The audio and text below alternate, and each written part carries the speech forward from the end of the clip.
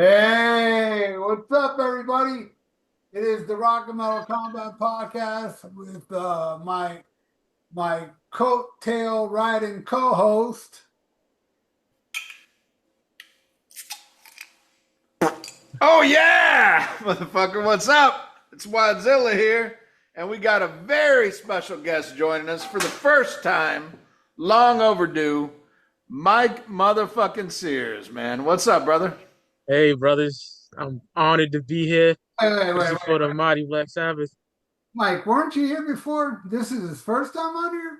I did Prince, but the shit was trash because the shit I had at the time I had like a shitty phone. It was terrible. I didn't Oh, like that's right, my. you were on the Prince one. Shit, Yeah, it was. my bad. I Uh, drink a Sorry lot. about it. and that don't matter. That don't matter, bro.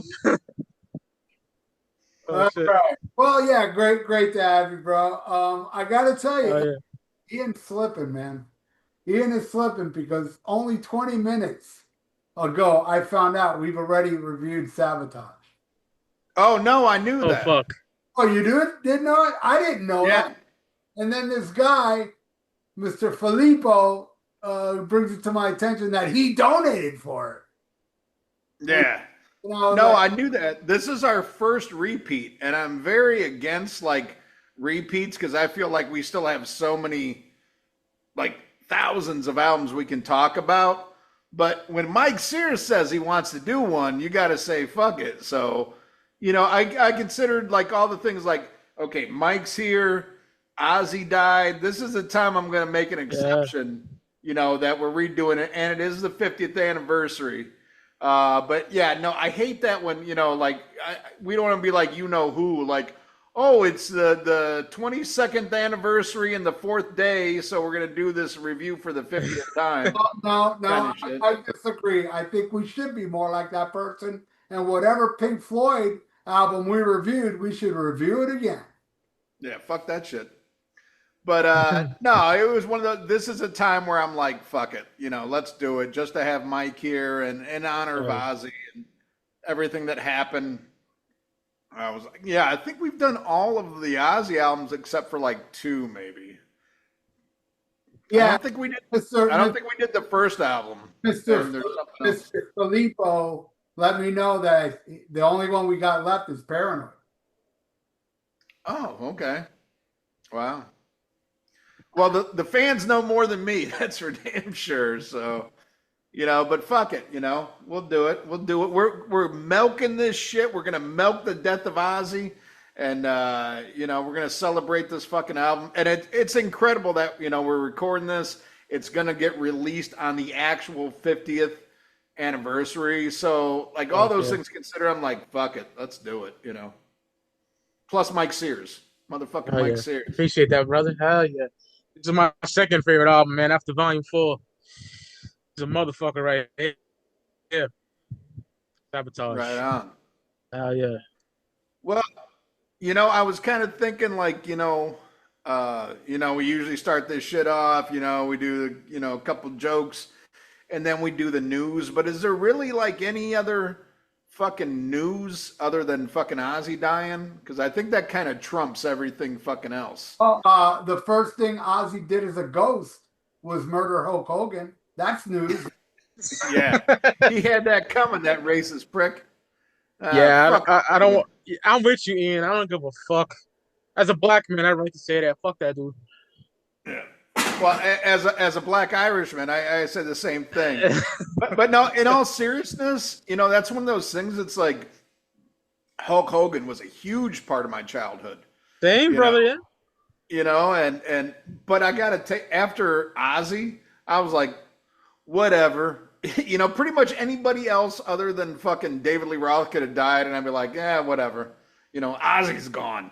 You know. Yeah. This is like Lemmy. Um, This is like Dio, bro.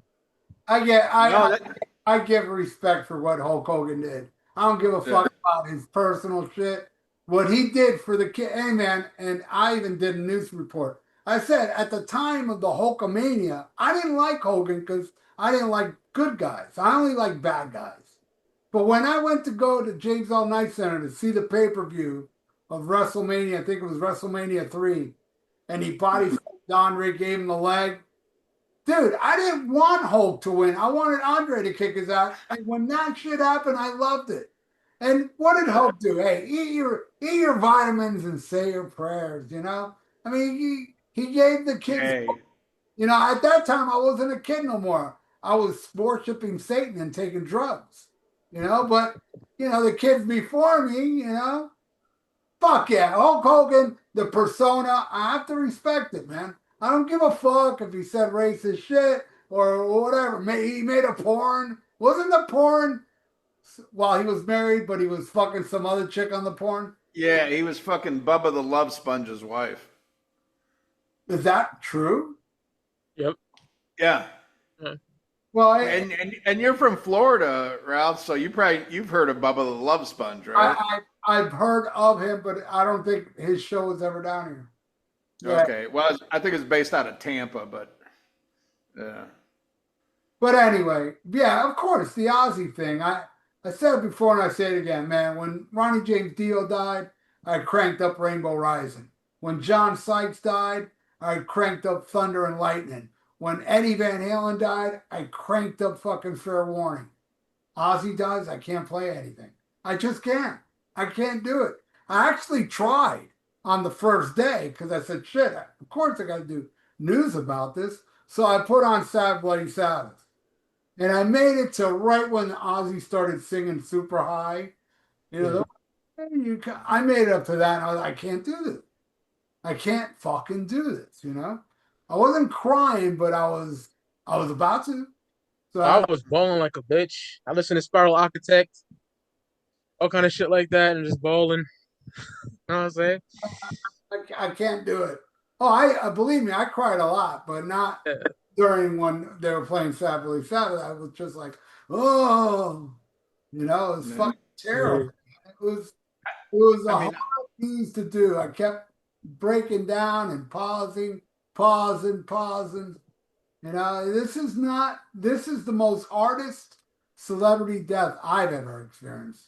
And I was around when Elvis died and fucking Randy Rhodes and you know, and Yeah. seriously, this hit me harder than anybody. Anybody. This is the hardest celebrity death ever. Yeah. yeah. I didn't cry, but it bummed me out. I mean, I'm sitting at work, and I get all these notifications, and me and Ralph and the people that are in his almost human live chat, we're all in the Yeah. same chat. So I'm sitting there, I'm watching something on my phone at work. It should have been working, but I'm watching something on my phone and it pops up and I think it was, Manny, said you hear about fucking Ozzy. And I'm like, oh no.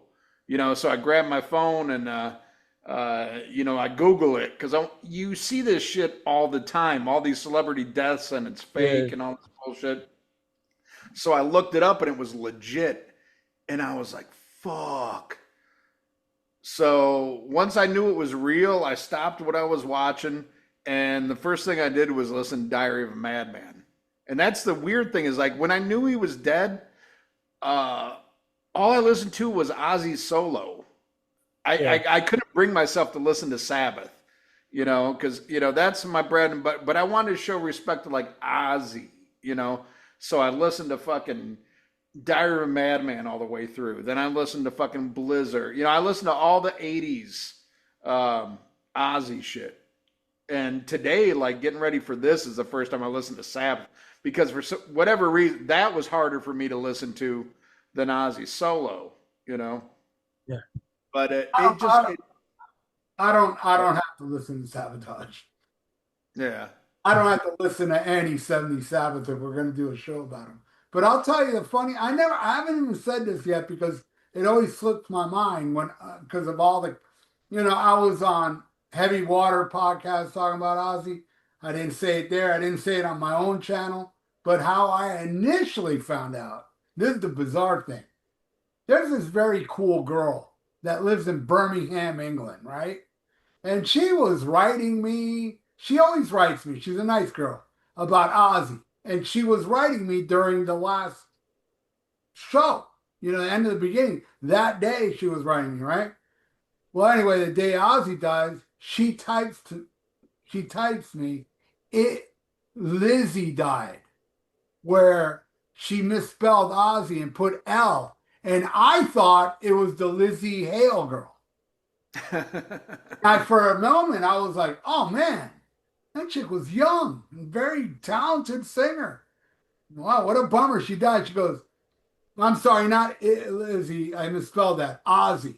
So I initially said, I hope there's a hoax, because what you were saying, everything. Yeah. And I saw it on one website, and I put it up. I go, I hope there's a hoax, And a lot of people were leaving comments. Nope, it's real. Yeah. And I was like, motherfucker, and I said this before, and I'll say it again. How amazing is it that this guy got to do that last show and Oh, yeah. by the way, kick ass in that show. He was great. For a guy with Parkinson's, he was beyond amazing. You know, did it. He did his last show and he died 2 weeks. He could have died 2 weeks before. You know, we got lucky. He just made it, man. And he performed with the greatest band on the planet, where the guitar player is still fighting cancer, the drummer has a bad heart problem, and Geezer Butler's still fucking fighting some COVID he got a year or two ago. He's still fighting the repercussions. Those four motherfuckers went up there and kicked ass, man, including Ozzy, who had only 2 more weeks to live. And he delivered, man. And I think that's beautiful. I think that's a beautiful ending to such an amazing life, because Ozzy has the most amazing life. And the reason Ozzy really is so lovable, because he's real. There's nobody like Ozzy. He's like one of those individuals that he's an original, and he's funny and he kicks ass. And any motherfucker that worked with Ozzy Osbourne, everybody says, oh, Ozzy's a buffoon. Ozzy needs these people to write his music. Well, these people that write Ozzy's music, tell me one fucking thing they did bigger than when they were with Ozzy. Their shit was huge because they had Ozzy Osbourne singing it. Period. You can say, oh, I like the Dio stuff and this stuff more stuff. But what was the most popular thing these musicians did outside of Ozzy that comes even near what Ozzy did?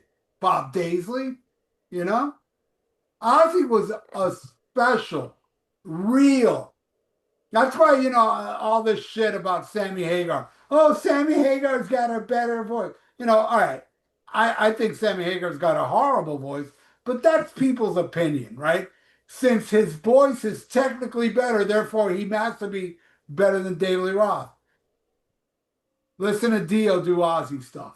Tell me he does it justice. He doesn't, and he's a better singer. But Ozzy, he had something in him that made him stand out. He was he's like, to me, David Lee Roth. Except David Lee Roth goes in that fucking nuts. I'm sorry, the other way around. Because I think David Lee Roth is nuttier than Ozzy's ever been. But still, he was special. He was something. And the fact I got to meet him twice, not once, but twice. The second time, they just rushed me through and got a picture. But the first time, he pattered on a couch for me to sit down. I sat down with him. I had him sign a bunch of my stuff, and I talked to him for a little bit. When he was done signing all my stuff, he said he was talking about Magic Lantern, a band I brought up. And I kind of cut him off. I said, well, Ozzy, it was so nice to meet you, because you know what? I spent about 3 minutes on that couch, 3 minutes too long. I was like, you cannot use Ozzy's time anymore, you fucking mortal. Say bye and get the fuck out of the room and leave Ozzy the fuck alone. There you go. That's my statement on it.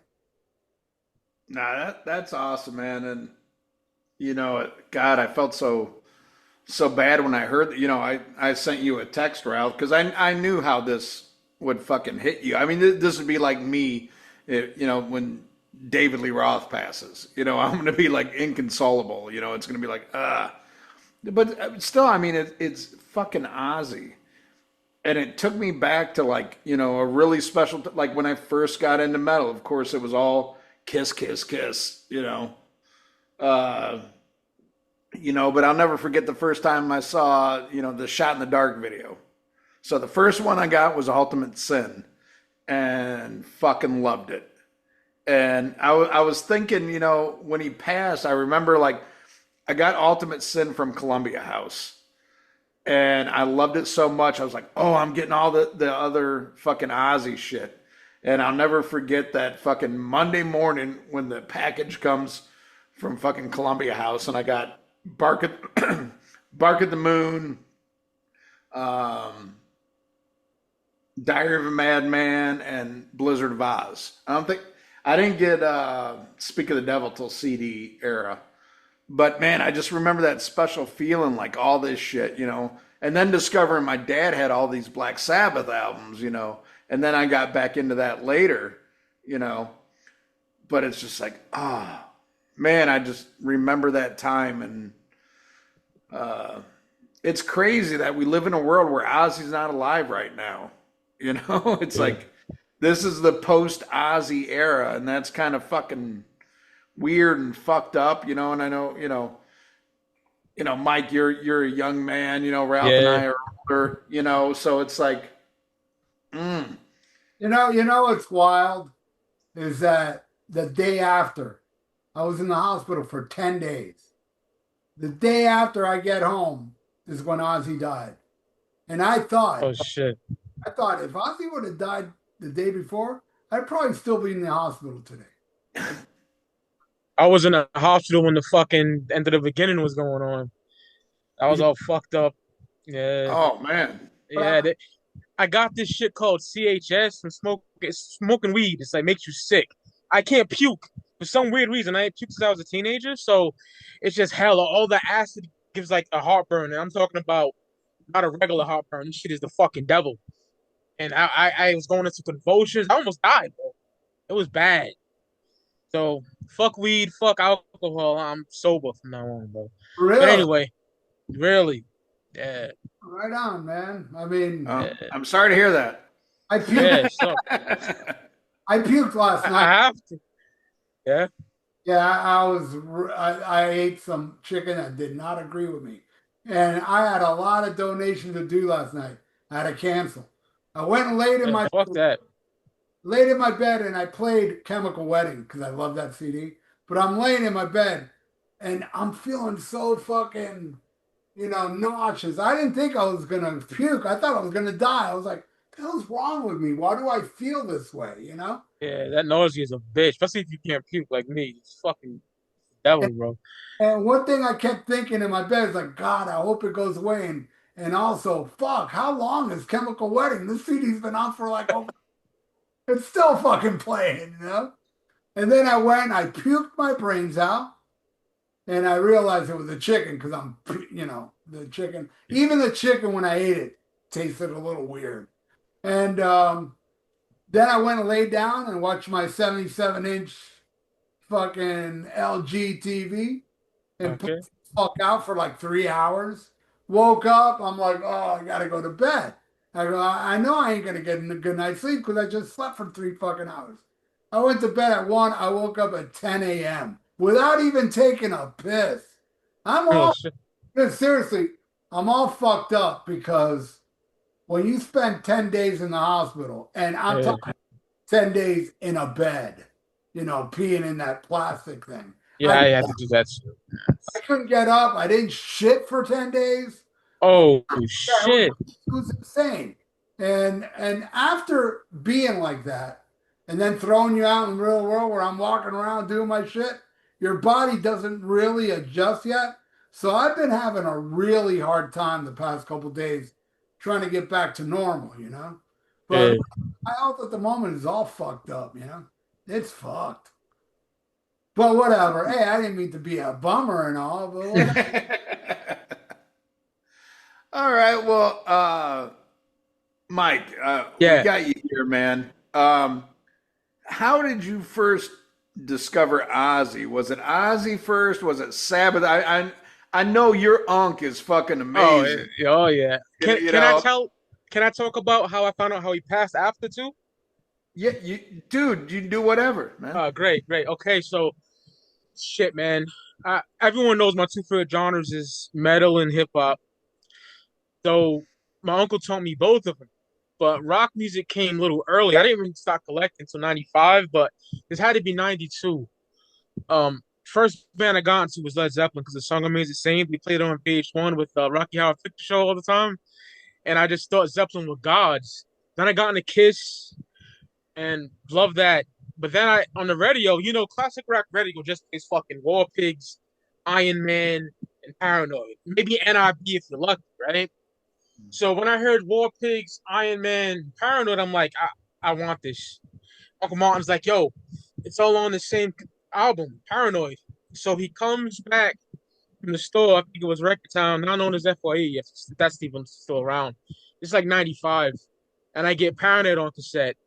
And when I hear shit like Electric Funeral and Hand of Doom and Phrase Wear Boots, I'm like, yeah, I'm fucking in.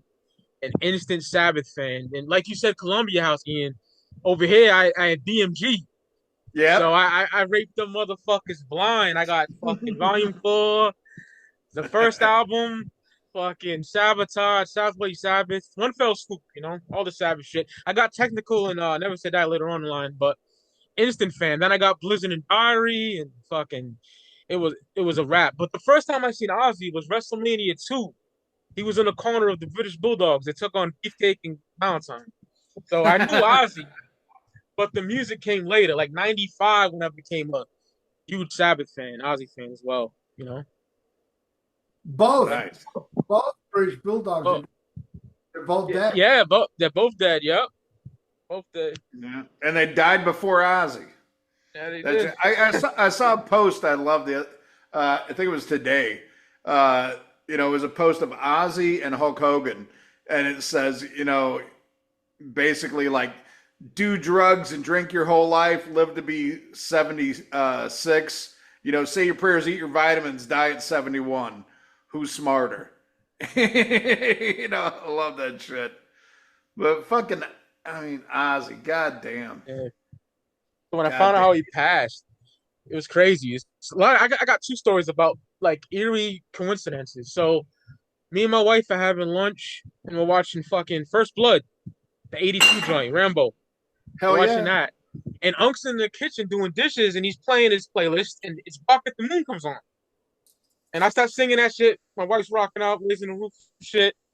And an hour later, I see it on Twitter and it was trending. I knew it was real.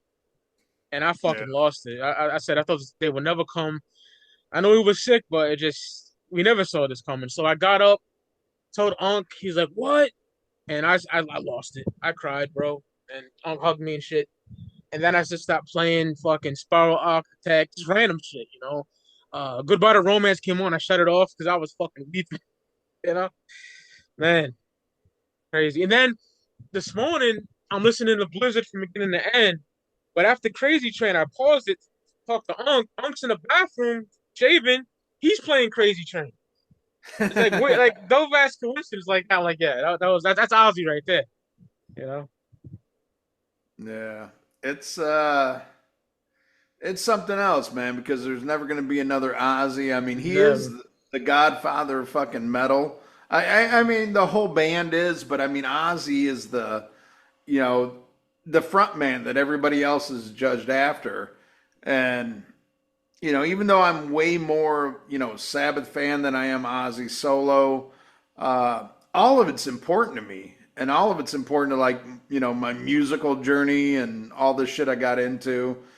And it was funny. I was adding up sometime in the early 2000s, like all the bands I saw the most. And I thought for sure it was going to be Kiss, you know. But Ozzy beat it out. I mean, if you add up like Ozzy and Black Sabbath shows, there's no artist that I've seen more than Ozzy Osbourne live. I think he beat Kiss by like 2 or 3 concerts. And, it's weird looking back, like me and Ralph, like how many Ozfests we were at together before we even knew one another and shit, you know, That's because we were both awesome. in Florida at the time and shit. And I've seen Ozzy when he was fucking amazing, and I've seen Ozzy when he sounded like shit. But you know what? Even when Ozzy sounded like shit, it was still one of the best shows you ever saw, you know, because he was just so entertaining and he was Yeah, fucking Ozzy. And the whole crowd, it's like, no matter how he sounded. You know, it's much like David Lee Roth. I've seen David Lee Roth when he sounds great. I've seen him when he sounds like shit. But when you're that kind of entertainer, it just goes to a next fucking level. But there's no David Lee Roth without Ozzy Osbourne. I mean, he is the fucking he's the man. And you know, as much as I, you know, shit on a lot of his solo discography and shit, it doesn't matter because all the foundation he laid down with Black Sabbath, you know, the original metal band. I know Ralph is always like blue cheer, you know, but no, you know, it's Black Sabbath. No, it's Blue Cheer because I'm racist and don't want to acknowledge Jimi Hendrix. But no, it's just one of those like wow, it's like hit me, but like I said, I haven't cried, but it's like it's something I think about every day since it's happened, which is kind of weird, yeah. you know. Like every day I wake up, I'm like, Ozzy's not here. You know, there's no new Ozzy. There'll never be any new Ozzy, and it's kind of fucked up. And man, when I watched, you know, the concert and everything, I thought Ozzy sounded great for, you know, the circumstances. He's in a chair and he's doing all this, and I'm like, man, maybe they'll do one more song. Like I knew an album's out of the fucking question, but I'm like, maybe they could write one more song or something, you know, and we'll get something. And you know, how lucky are we that he's still here? You know, and then he's gone. But It's funny thinking now. I just thought of this. The second time I ever saw Ozzy was on the Speak of the Devil tour, and it was Jake E. Lee. I always had arguments with idiots telling me it was Brad Gillis. It was Jake E. Lee on the Speak of the Devil tour. yeah, It came to Florida. Anyway, that show, and also, I don't know, 4 or 5 Ozfest shows were worse than Ozzy's last performance. I thought Ozzy sang better than he did in 1982. You know, of course, Bark at the Moon, Ultimate Sin, he sounded great. And the rest of the Wicked. I caught Ozzy on many good nights, especially the Black Sabbath reunion with Bill Ward on Ozfest because it was the first show of the tour. His voice yeah, was awesome. And yeah. I was there. I've seen him sing great. But that last show, suffering from Parkinson's, only a couple of weeks to live, he delivered better than several shows I saw before of Ozzy. So Oh man! And then when I saw like reports like how he went off of his like pain meds yeah, because he wanted to be lucid for that show and he wanted to deliver. And that's even more like fucking hit you in the feels. Like, God, that's how much this shit meant to him. You know, because I mean, I can't even imagine what kind of pain you would be in with, you know, his condition and everything. And, you know, it was that important to him that he did all that. And I feel he delivered. I talked to my best friend today and he didn't think it was that great. I'm like, are you crazy? You know, I'm like, I think he sounded phenomenal, you know, all things considered. I think he delivered very well. I don't think any of it was fucking studio enhanced or any of that bullshit. I think it was like legit Ozzy. And I couldn't have been happier with his performance. I mean, yeah, we would have loved, you know, more Sabbath songs and Ozzy solo songs, but it is what it is, you know? And I'm not complaining about shit, dude. That last show was magical. Um, to see all 4 of them, you know, and it is. It's kind of, boy, you know, Dio hit me hard. You know, I went out, I got the Dio tattoo on my arm. You know, Lemmy hit me hard. You know, we did that episode. I was crying in that motherfucker. I think you were too. You know, that was a hard one. And this one, I don't know. Maybe I've just dealt with so much death. I don't have it in me anymore. but it's a hard one, man. It's no Ozzy. That's a that's a fucked up thing, man. We got a life where where Sammy Hagar's alive and Ozzy isn't. I say rap Jimmy Page in bubble wrap. Yeah. Well, I say it only goes to prove, like, look, Ronnie Montrose dead, Eddie Van Halen dead, Sammy Hagar dead. Ozzy dead.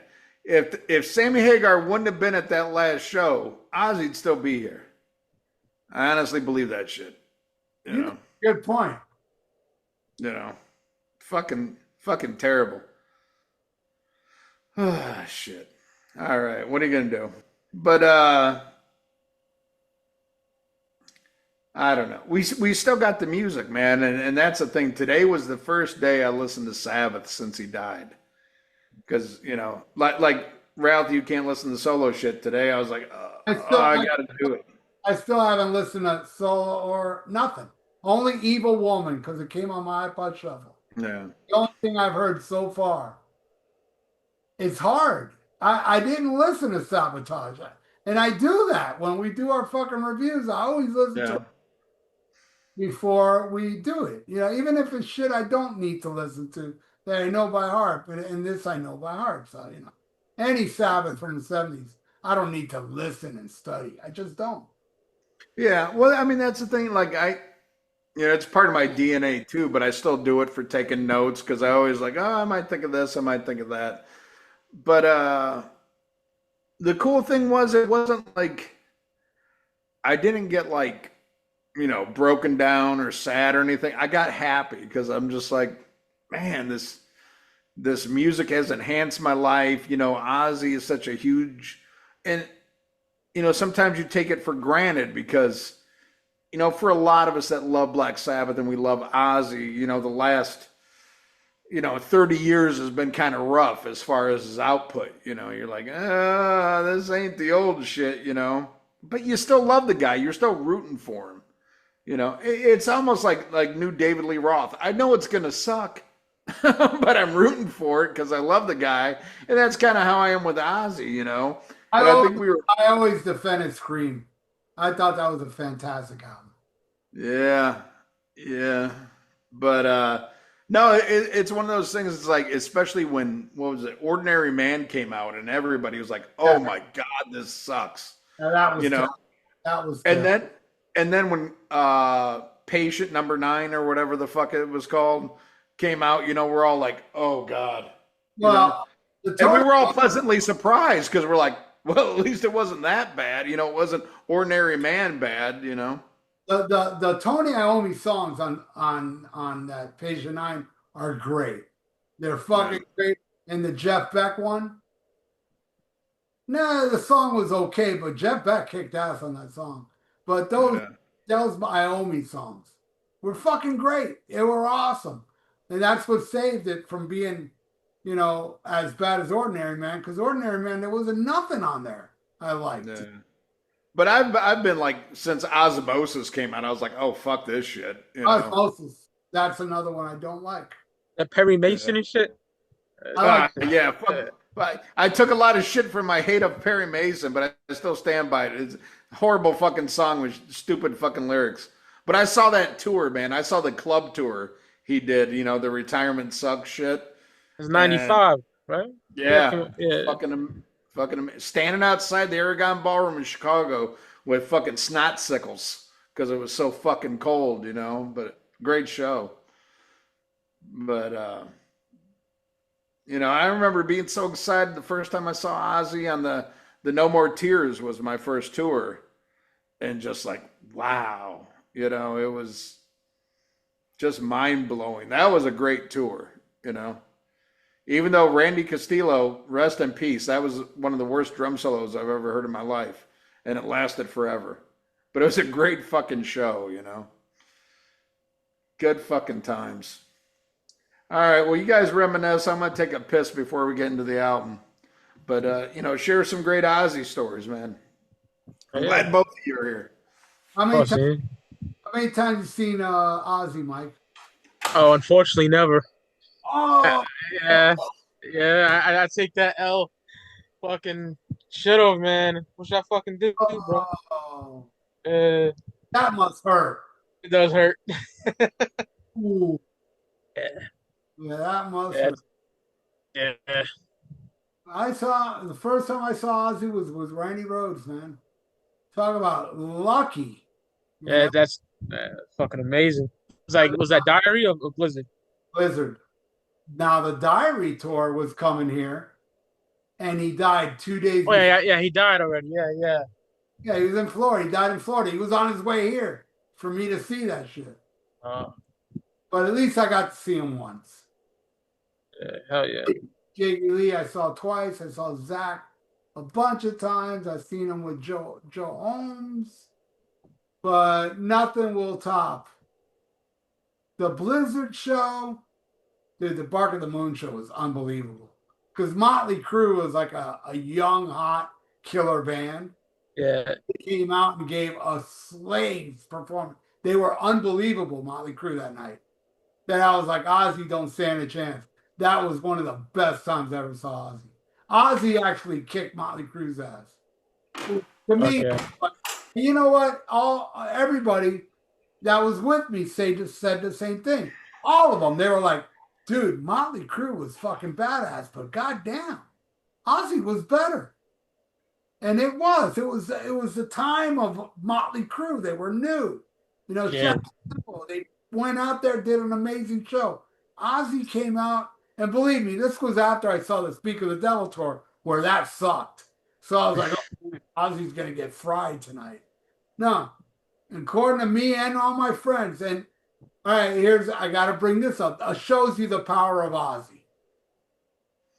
In 1984, let me set it up. I had a party. My parents went to Vegas. Me and my brother had a party here while they were gone. yeah. Comes rolling a fucking school bus in front of my house and spray painted on the school bus it said Oz years. Where everybody in they're all headbangers, Ozzy fans, you know. Yeah. They came to my house, we partied, they loved me. They thought I was the coolest guy ever. That they invited me on the Ozfest Ozzy years bus to Sportatorium shows. And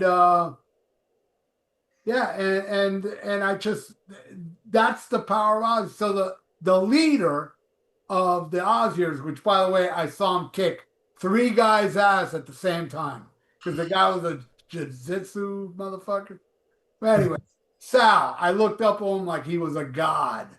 You know, he bought the first two rows of the Ozzy show with Motley Crue in 1984, and he sold it all to us. Because by that time, I was part of the Oz years. So look at that story. I haven't even thought about the Oz years since Ozzy died.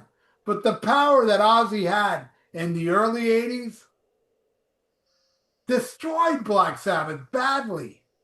It was like the biggest. Ozzy and Van Halen were the two biggest bands of the early 80s. You know? Fuck Mind yeah. and, for me to say, I look back and hey man, I saw him with Randy Rhoads. I could drop dead now, man. I saw Randy Rhoads live, front row no less, and Ozzy a billion times after that. I don't know. I haven't counted because the thing is, Ozfest gets a little difficult for me. I don't remember what years what, but I was at every single Ozfest. I think maybe the last Ozfest was without Ozzy. I could be wrong, but every Ozfest I went to, Ozzy was the headliner, and I went to them all. You know. Oh, I've seen Ozzy a shitload of times. Sometimes great, sometimes not great. And I've seen him front row a bunch of times. That's probably the guy I've seen the most front row at an arena was Ozzy. You know, Ultimate Sin, I was all the way up front. Anyway, fuck yeah, Ozzy Osbourne, man. Ozzy Hey, Osbourne, long live Ozzy. that's great. I think I heard this right before I went and took a piss that Mike, you said you never saw Ozzy? Nah, man. I'm like, Ever. God, I've seen footage on YouTube of you front row, butt naked at an ICP show, spraying fucking Fago on chicks' titties, and you never saw Ozzy? Never, Oh, bro. oh, I feel for you, man. I feel Yeah, for you. that is sad. That's sad. That's the kind of that shit. It's one of those things. It's the advantage of being older, is being able to say, yeah, it's like memes on Facebook and shit, but yeah, I may be old, but I saw this shit. And man, I feel bad because I saw Ozzy so many times, solo and with Sabbath. And I mean, those are just cherished fucking memories, man.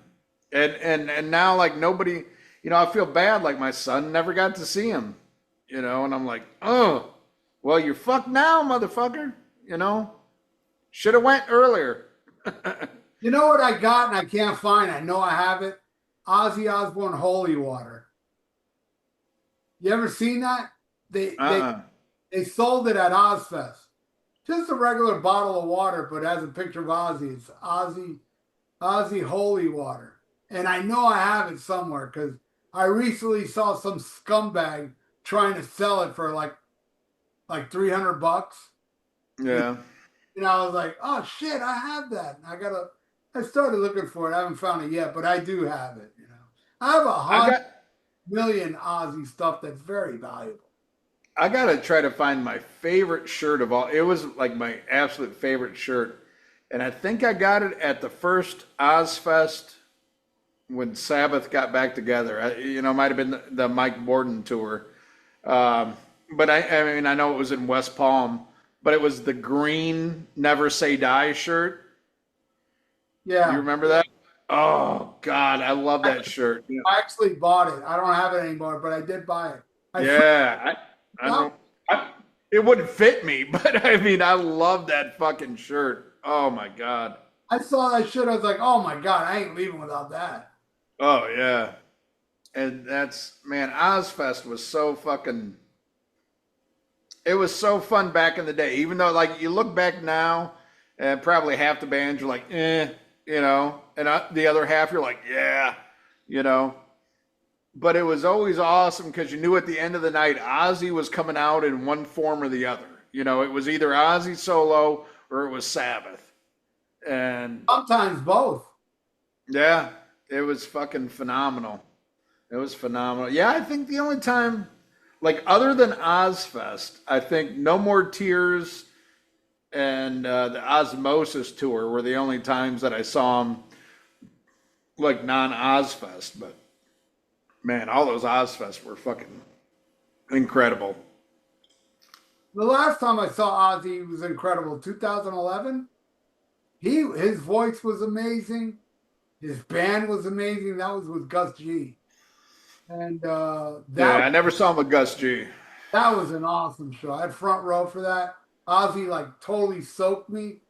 And I got pictures of me full of foam in front of Ozzy from him fucking soaking me. That was a no, I don't think that was the last time. I saw Ozzy again on 13, front row seats. I had a shirt that said Bill Sabbath and had Bill. Yeah, I remember that. Ozzy saw my shirt and he kept pointing and laughing at me. He liked my shirt, because I was pissed. Bill Ward wasn't there. I didn't pay for that. That was what the Guns N' Roses did. I had two front row seats. That whore. And I told her I didn't want to go. No, man, Bill Ward ain't going to be there. Come on. She convinced me. I go, all right. I go. And then later that night, she charged me. I was like, what a bitch. But anyway, it was a good show, though. They played Under the Sun. That was awesome. Front row. It was a damn fine show. But it wasn't Black Sabbath without Bill Ward. Sorry. I don't care how good Clafutu is. It's got to be Bill Ward or it's not Sabbath, period. And Black Yeah. Sabbath ended like it was supposed to. I still stand by my statement, though, that Tommy Clitoris is the best drummer they ever had other than Bill Ward. I think he's better. I love some Vinny Appice, but I love Vinny with Dio. Vinny is more of like a metal drummer. I think Tommy Clitoris is the only one who had that swing, you know. Um, and I don't hate what Mike Borden did as much as you did either. That shit was terrible. But I still think that Tommy Clitoris was a better fit. You know? That Gordon guy was fine in Ozzy solo band. He didn't annoy me there, but he played off. It wasn't. I remember my friends telling me the same thing. Why did they have that drummer? You know, he doesn't play. He's kind of off and clunky. Yeah. And what's weird is he is such a huge, you know, Sabbath fan, and you know he's the reason they covered War Pigs on The Real Thing and all this shit. He's a huge fan, and like maybe you have a better. I was so fucking trashed, of course, you know, when I saw that Ozfest, you know, the first one without Bill Ward. I thought everything sounded great, but you know, when you're under the influence, you know, shit might sound differently. I didn't see a problem with it. I'd be curious to like get some bootlegs of the shit with him. Like sometimes I wonder, like, do you have a preconceived, like, because you hate Faith No More that you? No, because why did I like him in Ozzy? I don't know. I don't know, but I'd like to hear it again just to hear it. The reason I like him in Ozzy is because I'm not biased. You know, because he was Faith No More. I'm not biased about that. If I was, I'd say he sucked in Ozzy. And Ozzy was fine. Sabbath, he sucked.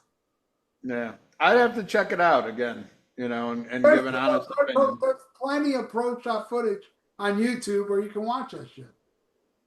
Fucking love Faith No More. Angel Dust? Shit, that's my shit. Oh, yeah. Sookie. That's my shit. That's my shit. You guys are gay? Both of you are gay. Hey, by the way, just so you all know, as you know, Almost Human has a laboratory where they do AI. Well, I've made so much money that now I got a laboratory for Rock and Metal Combat Podcast. Oh shit! They did this AI. I pay them well because I'm giving them Ian's share.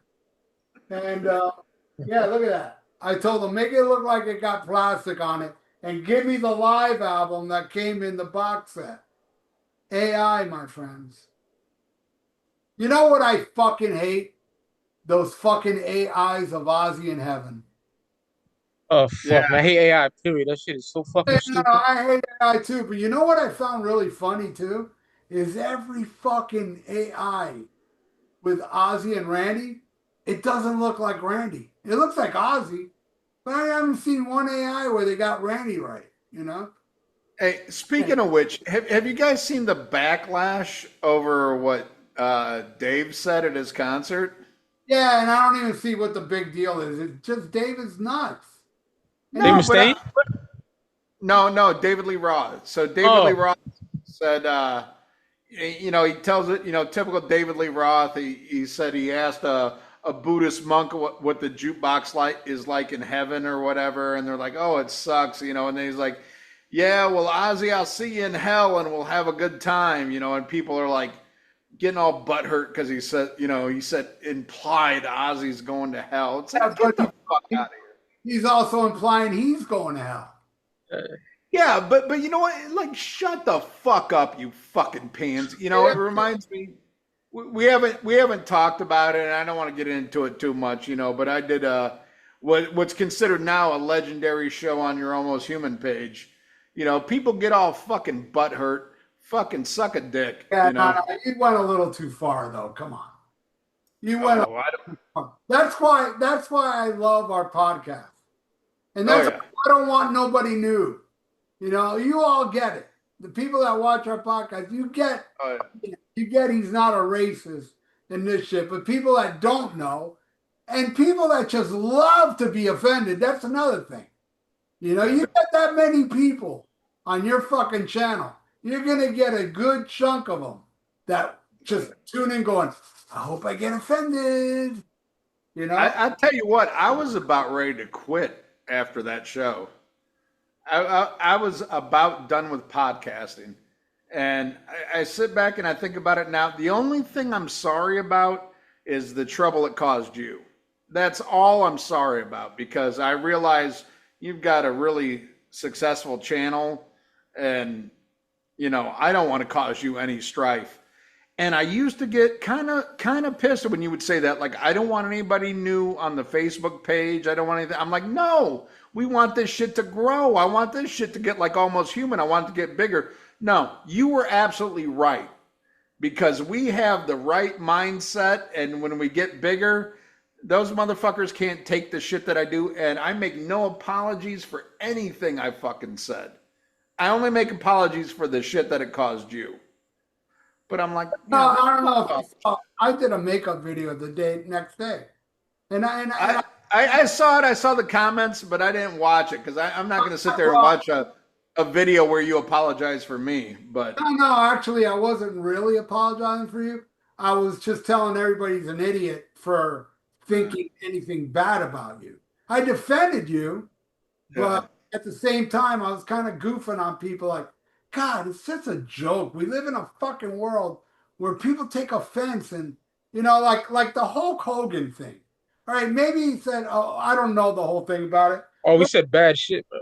Yeah, I know, to his daughter, right? About being with a black guy, something like that, right? Yeah, and he said some other shit about when his son made that kid a paraplegic. It's like his family should come back as a black family for punishment. Like he hates black people, that motherfucker. All right, Yeah. then Hulk Hogan's a bad example. But yeah. sometimes And he talks shit about Coco Beware. sometimes people say shit at the heat of the moment. They're not really racist, but that's what happened to Ian. Ian's a fucking racist to these people. He's a hardcore racist. And that's my point. Ian's fucked up. He's saying shit. He's not a fucking racist. Well, except for the French. But yeah, the French and white people, I'm not a fan of. Yeah. I love white people and the French. I like white people more than the French, though, because at least white people shower. Yeah, you're right about that. French people don't fucking shower. No, I like the French. No, but no, it was awesome though, because I was bummed out about that shit. And then I saw like the comments on the video you made, and so many other people stuck up for me, and I was like, yeah, fuck these motherfuckers, man. Well, that's what at the end of the day, I was like, I was super pissed the first day because I didn't know what to do. I know you were. I read the text. Don't think that didn't contribute me going to the hospital. Trust me. Oh, motherfucker. You going to blame me for that shit? I blame you and my mother. Both of you. Stressed me the fuck out. And put me in. Yeah, both of you. I blame you both. Oh, next thing you're going to blame Mike Sears because he's black. That's racist. Hey, but my point is, I didn't fucking get mad at you.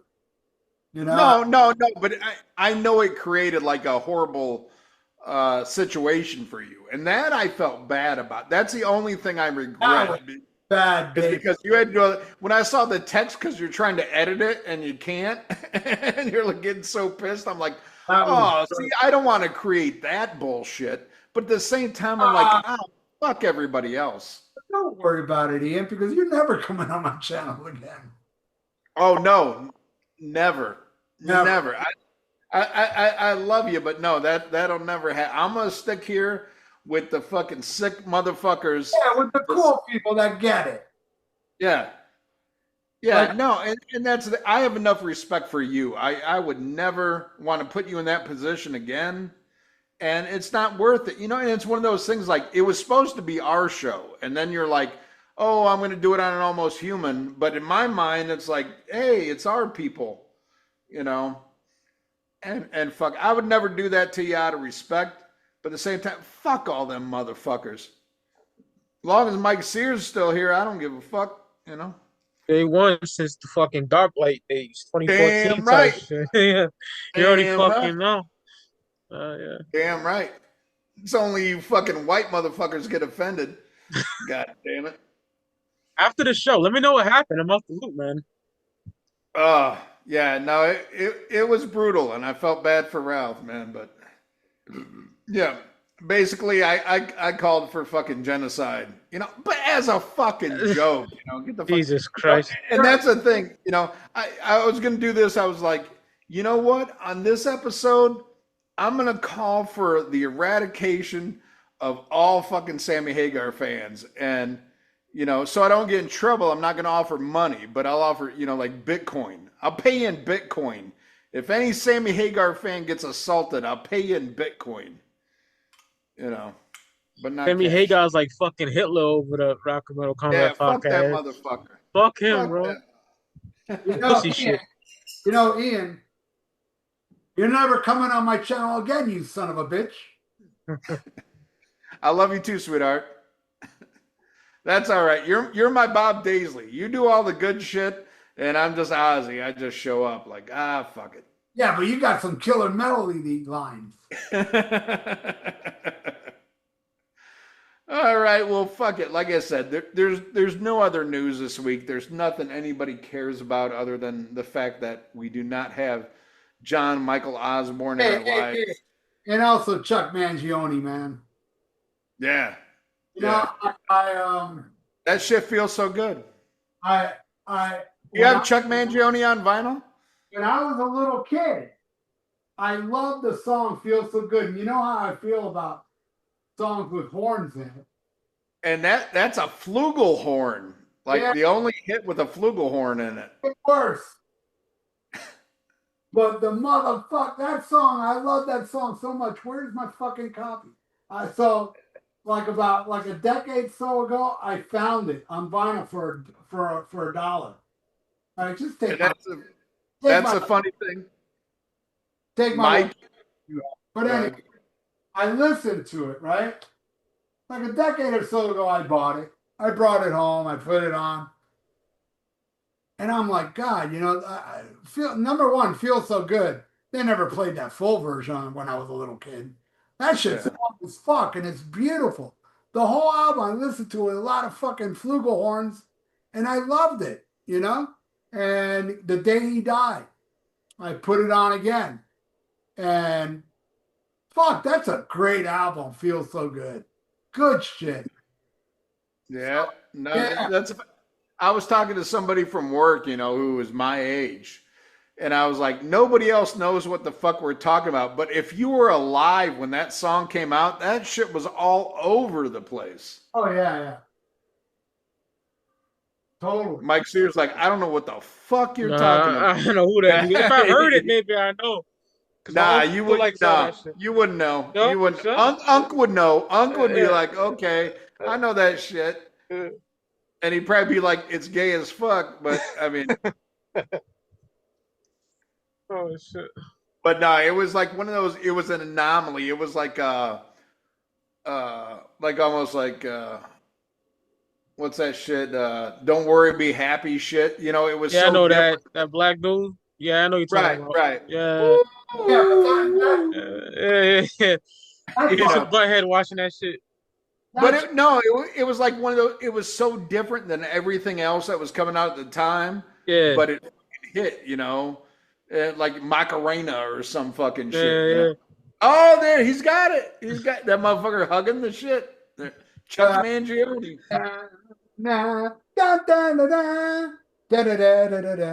Guy's a pimp. Bro, look at his band members holding him up because he's a pimp. Yeah. Yeah, it's a fantastic album, and I'm not into jazz. To me, jazz is just an excuse to play wrong notes. You know what I'm saying? Yeah. That's what I think. But this is a fine, great. Well, I love Aldo Meola too. That's another jazz. Yeah. I like some jazz. This is the best trumpet player ever. And you're hearing that from a guy that hates trumpet playing. Chuck Mangione was a freaking pimp. Feels so good. Hell yeah. There you go. All right. Well, let's go into this fucking album. And Mike Sears, you're the reason that we've only done a repeat episode. I appreciate that. So you take the first fucking track, Hole in the Sky. Hole in the Sky, man. What a way to start off an album. The way that shit starts. You got the countdown just fucking heavy as all fuck. I love that shit. And I know Geezer wrote these lyrics, but the way Ozzy delivers the shit, and the way he sings with the melodies and shit is just incredible. You know, I watched the dogs of war enjoying their feast. I love that shit, man. But Hole in the Sky is just amazing. Just hit you like a fucking ton of bricks. Love this fucking song. Got no future in cars and shit. I love the lyricism he's on here, and it's just heavy as fuck. The instrumentation is very tight as well. And I said this before. Um, it's my Sabotage is my favorite album vocally from Ozzy. My uncle said it's Sabbath Bloody Sabbath for him, but I said it's Sabotage for me. Just fucking raw. You Hole in know, the Sky. in a way, it's kind of a tie. I mean, Ozzy never sounded as powerful as he does on Sabbath, Bloody Sabbath and Sabotage. Yeah. Although that's Ozzy's peak right there, you know. I love the performance from Don Kirshner's rock concert, 75 too. It's Yep. fucking amazing. Just gods on that fucking stage. Notice, Yeah, did you notice when they shot the audience, Buck Dharma was watching? yeah, and them black dudes going fucking crazy for Sabbath. I loved it. It was amazing. Yeah. Hole in the Sky, man. They got the T-shirts on and Yeah, everything. yeah. That's awesome. I watched that shit a lot. Yeah, but Hole in the Sky, man. When I first heard that as a kid, blew my fucking mind, man. It's an amazing song. Love it. Great way to start the album, too, like I said. Incredible. All right, Ralph, what do you think? Yeah, it's a perfect opener. I love the little scream in the beginning before the band kicks in. Of course, Attack! Yeah. fucking groove. Of course, Ozzy screaming his ass off through the whole thing. And Bill Ward just proving why he's the greatest drummer that ever existed. Hole in the Sky is a fucking masterpiece. And I can think of a few songs on here that could be a great opener for this album, but not as great as Hole in the Sky. There's some songs that I would say are even better than Hole in the Sky on this album, and that would be a great opener, but not a better opener than Hole in the Sky. Perfect opener for the album. Absolutely love it. Ian? Oh, yeah. Attack! I love that at the beginning before, and you hear like the, guitars being plugged in. Attack indeed. After the experimentation of the last two albums, they get back to something that's, the heaviest they've done since Masters of Reality. May I cut you off for a second? Go ahead. I've known this album way longer than you. Yeah. Bigger Sabbath fan than you. Mm-hmm. I never knew they yelled attack. I never knew that. Yeah. Wow. I just thought he was screaming like, ah. That's Yeah. awesome. Attack. Oh man. What a great thing to say in the beginning of a fucking album that just attacks you all the way through, right? Yeah. Yeah, well, Ian is dropping the knowledge, yo. And the thing is, they got the attack from a band that was opening up for Sabbath, where their manager used to come out on a megaphone and say attack before they went out on stage. And the rest of the band loved it so much they used it on this. That's I didn't know. Yeah. Yeah, I can't remember the because there was people who thought they were saying chicken, but it's not chicken, it's attack is what the guy's screaming when they start off. And I'm thinking Bill Ward. Yeah. No. It's not. No, I believe it was the producer. It might have been Mike Butcher that was doing it. I could be wrong on that though, so don't quote me. So hey, there you go, everybody. We've done this episode before, but when we did it before, Ian didn't come up with that attack shit. So this is a great Sabotage Part 2 episode. I'm gonna go refill my drink. Keep yapping. Yeah. But no, I mean, it's totally fucking awesome. And like I said, the two previous albums, Sabbath, Bloody Sabbath, and Volume 4, while they're still heavy as fuck, this, in my opinion, gets back to the heaviness of Masters of Reality. And it just kicks ass. Yeah, that's pretty much what I'm getting at. And Ozzy's voice. I think it goes without saying that this is the finest vocal performance from Ozzy. He's Absolutely. never, ever sounded so good before or since as he did on this album. And it kind of it boggles my mind why this album didn't do better than it did, because this was the first Black Sabbath album in the States that did not go platinum.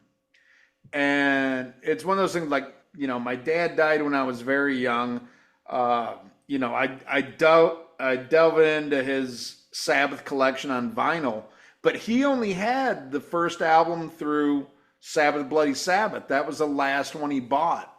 And I wish I could ask him, like, why didn't you buy Sabotage? What Yeah. made you give up, after Sabbath Bloody Sabbath? And that's the kind of thing that's like, me and Ralph are old as fuck, but we weren't there in the 70s. So I'm like wondering, what was the big shift that, like, this album didn't do as good as the previous ones? And I'm always interested in that shit. I love talking to fans of that era that can explain shit. Like, I see a lot of videos online where people talk about, whether it be music or movies. And I'm sitting there like, oh, I can tell you, if I was there during that era, I can tell you why this wasn't as big as before, or what public opinion was. But none of us know why this one didn't take off like the previous ones. I never thought of it, but what's a possibility is What's that? is all the lawsuits. Maybe the guy had connection with the label and they kind of sabotaged this album. Maybe.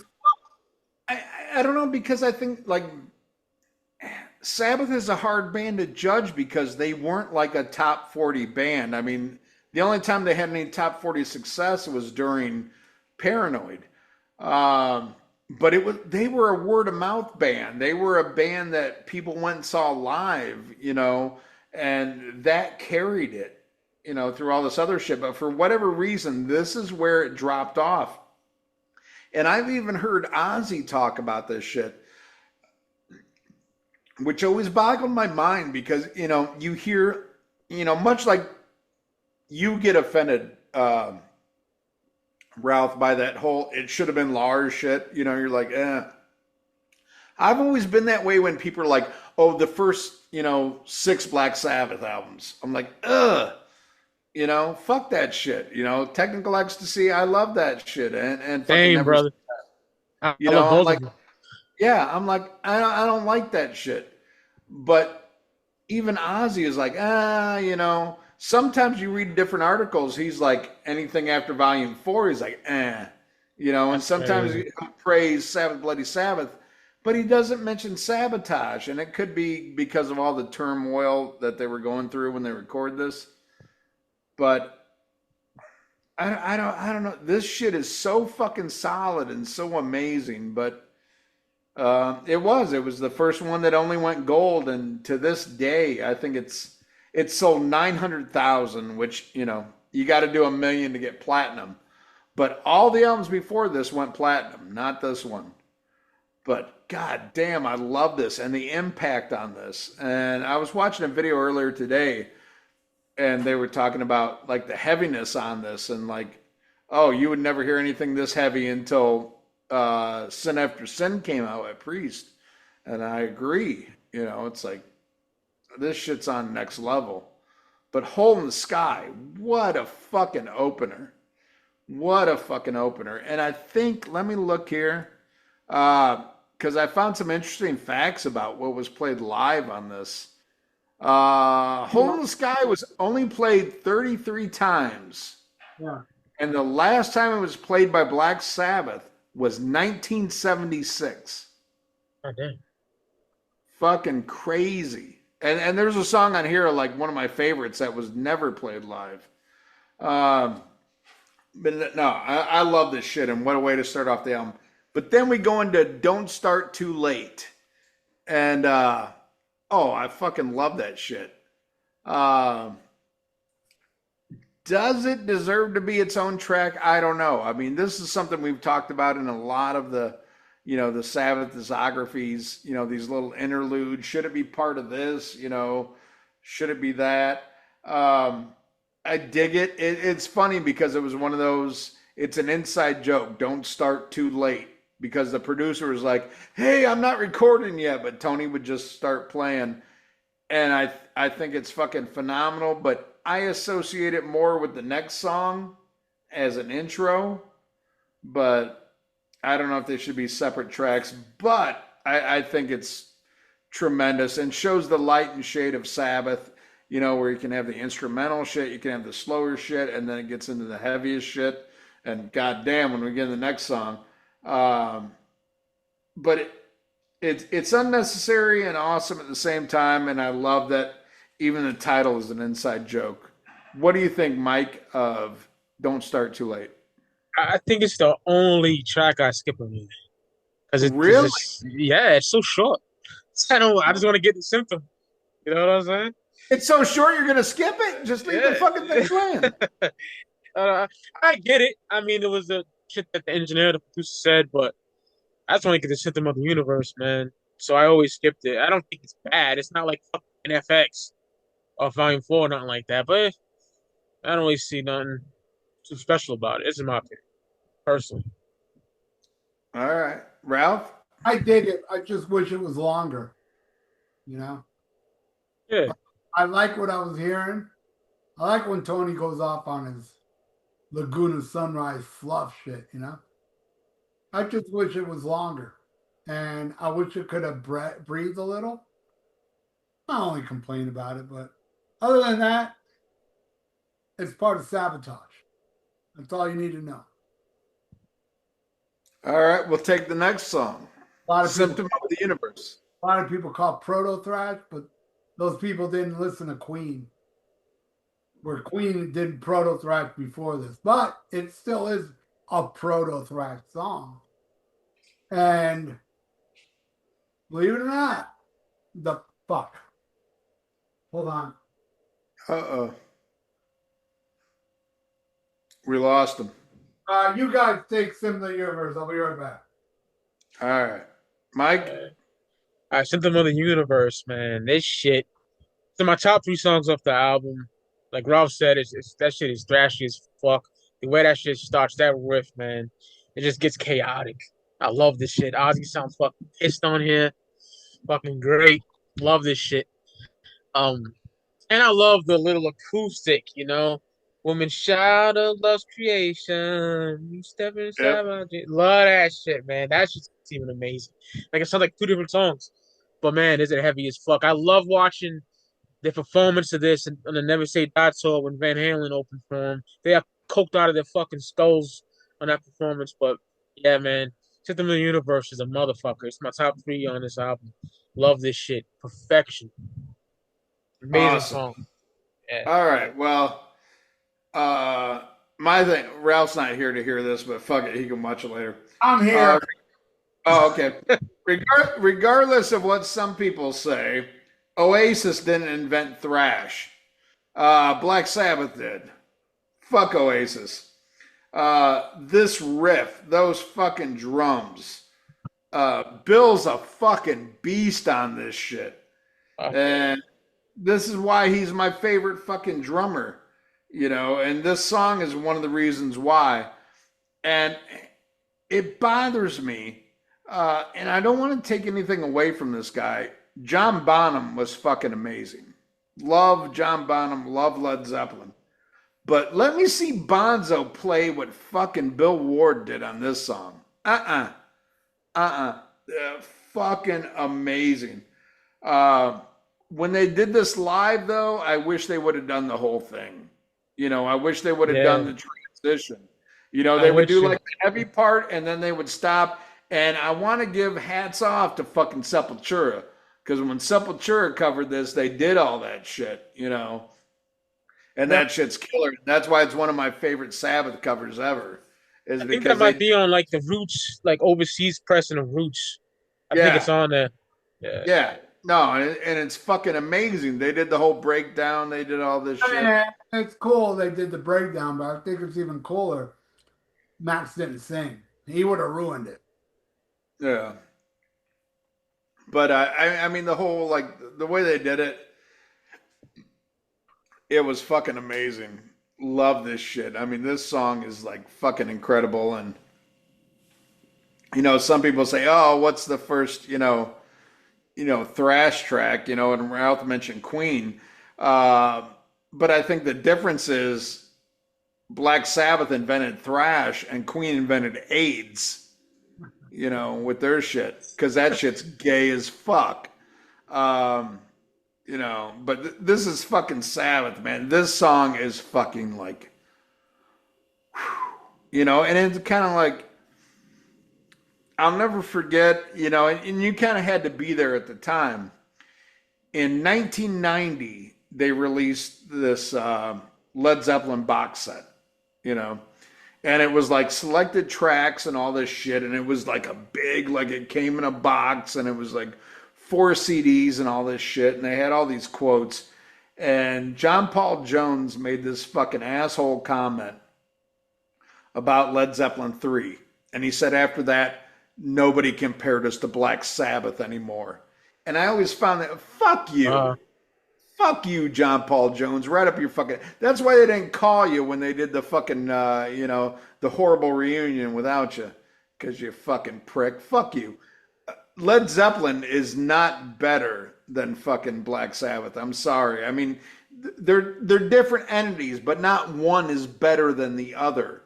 Black Sabbath had plenty of light and shade the same way Zeppelin did. They were a little bit different, a little bit probably better production overall, but still, fucking Black Sabbath is amazing, and Led Zeppelin's not better than Sabbath. They're fucking tit for tat. Ain't one better than the other. Go fuck yourself. This is prime example of, to me, how important Zeppelin is, and the different. I mean, how Sabbath is, and the different shit they could do, man. Fucking amazing. Love this shit. Plus, I'm sorry, John Bonham has never done anything on drums that can top fucking this song. Never. I don't.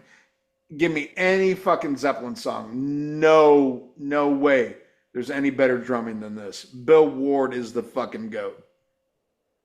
My opinion. X. Ralph? Oh, my opinion too. Bill Ward's the best. Yeah, this song rips. See, when I bought we sold our soul for rock and roll. Um, I heard "Am I Insane" radio, which is I'm kind of like burping on a fucking almond. How's that possible, right? Anyway, um, that's the only song on Sabotage on "We Sold Our Soul," and Yeah. I was like, I don't want to get Sabotage. This shit's not that good. Then I heard "Speak of the Devil" and the opening track, "Symptom of the Universe," and I'm like, that's a Sabbath song? What album's that on? And yeah, for the next time I went in the fucking record store and I saw Sabotage, I flipped it over. "Symptom of the Universe" is on here. That's what made me buy the fucking album. And that's what made me realize this album's heavy as balls. It's not "Am I Going Insane" radio. That's like the oddball song on here. And yeah, this song is fucking unbelievable. And the "Speak of the Devil" version is unbelievable. You know? What Brad Gillis, Rudy Sutherland, and Tommy Aldridge did, damn fine cover. I would say that's the greatest Black Sabbath cover ever, with Typo Negative's Black Sabbath. Is Ozzy's version of "Symptom of the Universe" and "Never Say Die" on that album. Ooh, Nelly. Oh my God, makes me want to touch myself and fiddle with my anus because Led Zeppelin Led Zeppelin rules. And so does Black Sabbath, baby. All right. Hey, Mike Sears, what do you think of "Symptom of the Universe"? You I already already said talked it. about it. Well, yeah, it's fucking amazing. Shit, heavy as all fuck too. Ralph, take Megalomania. my favorite song off the album and my second favorite Black Sabbath song overall. The only song I put above it is Children of the Grave. And I know that's not cool because Children of the Grave is a popular song from Black Sabbath. It shouldn't be my number one. It should be Megalomania because I want to be that guy. What a song, man. The trippy intro, the echoey, um, Ozzy vocals, the changes, how heavy it gets, how trippy it gets. And again, Ozzy screaming his ass off. Great live version on this album right here. Um, Best song on the album. I love every minute of it. And how many minutes are there? 9, 8? Yeah, it's like 9:41. Yeah, the longest song they ever did. Really? Mm-hmm. No, I would think Spiral Architect. Nope, that's only like 5 something. Stop correcting me. It makes me look Oh. bad. Okay, bye. All right. Yeah, I love it. What do you think, Ian? Megalomania, holy shit. Love the eeriness and the changes on this one. It's proggy and metal at the same time. The production is perfect, and Ozzy nails it. That's something we've alluded at earlier in other songs, but this album in particular is the best Ozzy vocal performance of all fucking time. And I think he ruined himself on this fucking album. Because if you listen to like live shit from this tour and on, oh, he's fucking killing himself trying to do this shit live. But if you hear the studio shit, he fucking nailed it. You hear all the fucking nuances, all the production on this is really good with Tony Iommi and Mike Butcher on this shit.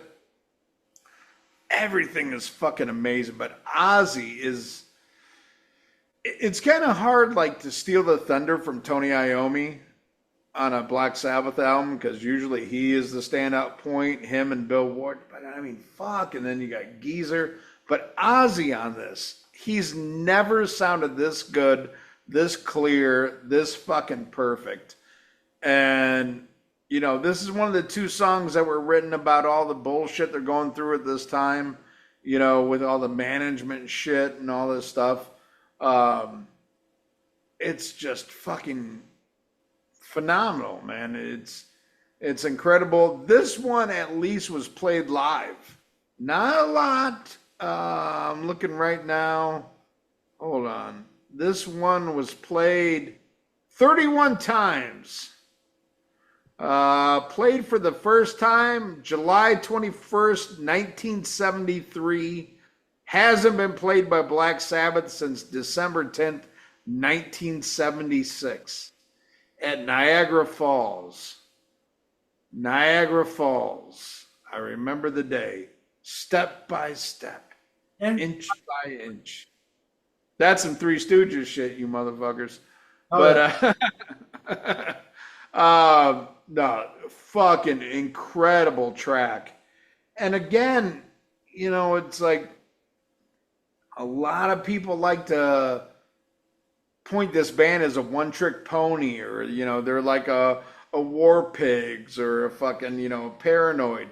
But there's shit like this that to me is just as fucking out there as like a Kashmir or all this other shit, or a Child in Time. That it seems like Zeppelin and Deep Purple get a lot more respect than Sabbath does, and it's unfair. It's totally unfair because they had all the same level of experience musicality that everybody's like, oh, Deep Purple and Zeppelin or all these artists, and just dumb fucking Sabbath. No, this shit's fucking amazing. Love this track. What do you think, Ralph? Or you said this one already, huh? yeah, Mike. Yeah, man. Like Ralph, this is my favorite song on the album, and it's my second favorite Sabbath song behind Spiral Architect. But man, This shit, I love this shit. Like Ian said, it's proggy. The fucking, obviously, and suck me and all that shit. Oh my god. And it's that fucking chorus. I love that shit. That shit is bliss. Why don't you just stay out of my life? Yeah, I love this shit. And the funny story is, way back in the day, this is like late '90s. I was in my room, and my grandma came in. She's like, this is like a black like lady listening to gospel music and shit, right? Maybe some Motown. And she's like, man, that boy got an amazing voice. And I was like, hell yeah, grandma. Yeah, RIP my grandma's. But yeah, Megalomania is an epic motherfucker. This is a fucking banger. Love this shit. 9 minutes and 41 seconds of pure bliss. This is my shit. Banging. Nice. All Yeah. right, take the next track, man. What we got next? The thrill of it We all. got Thrill of It All. Oh my god, this is in my top three songs on the album. I probably already, now you probably know my top three now. Fucking, I love this shit. This is amazing. It starts off pissed the fuck off, like that riff from Tony. Ozzy going, yeah, fucking badass, man. Like I said, He's a Mayor wrote this out, but it takes a very talented motherfucker to make a melody out of that shit and just deliver that shit. You know? Will you help me, Mr. Jesus? Will you help me if you can? Fucking love that shit, man. Amazing. And it gets kind of like happy a bit. Well, it's my story and I'm sticking to it. And I got no reason to lie. Yeah, I love that shit, man. Thrill of It All is incredible. This is a motherfucker. Real pissed off and it gets like that happy part. And I love the whole fucking song. This is in my top three. Amazing. Thrill of It All, impeccable. Love this shit. Like I said, Ozzy's vocal performance, superb. Love it. Right on. Yeah. I'll take it. This is the Dark Horse on a Dark Horse album. Seriously, I think it's my second favorite song on this album. Right, I put it above Symptom and Hole in the Sky. I love Same. the little breakdown that Bill does during the verses, and Ozzy screaming his ass off. I think this was played live once. Once, yep.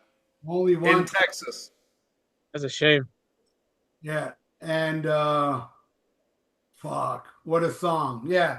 My second favorite. One of my definitely I've done the whole ranking of Black Sabbath songs. I'm pretty sure Thrill It All easily made my top 10.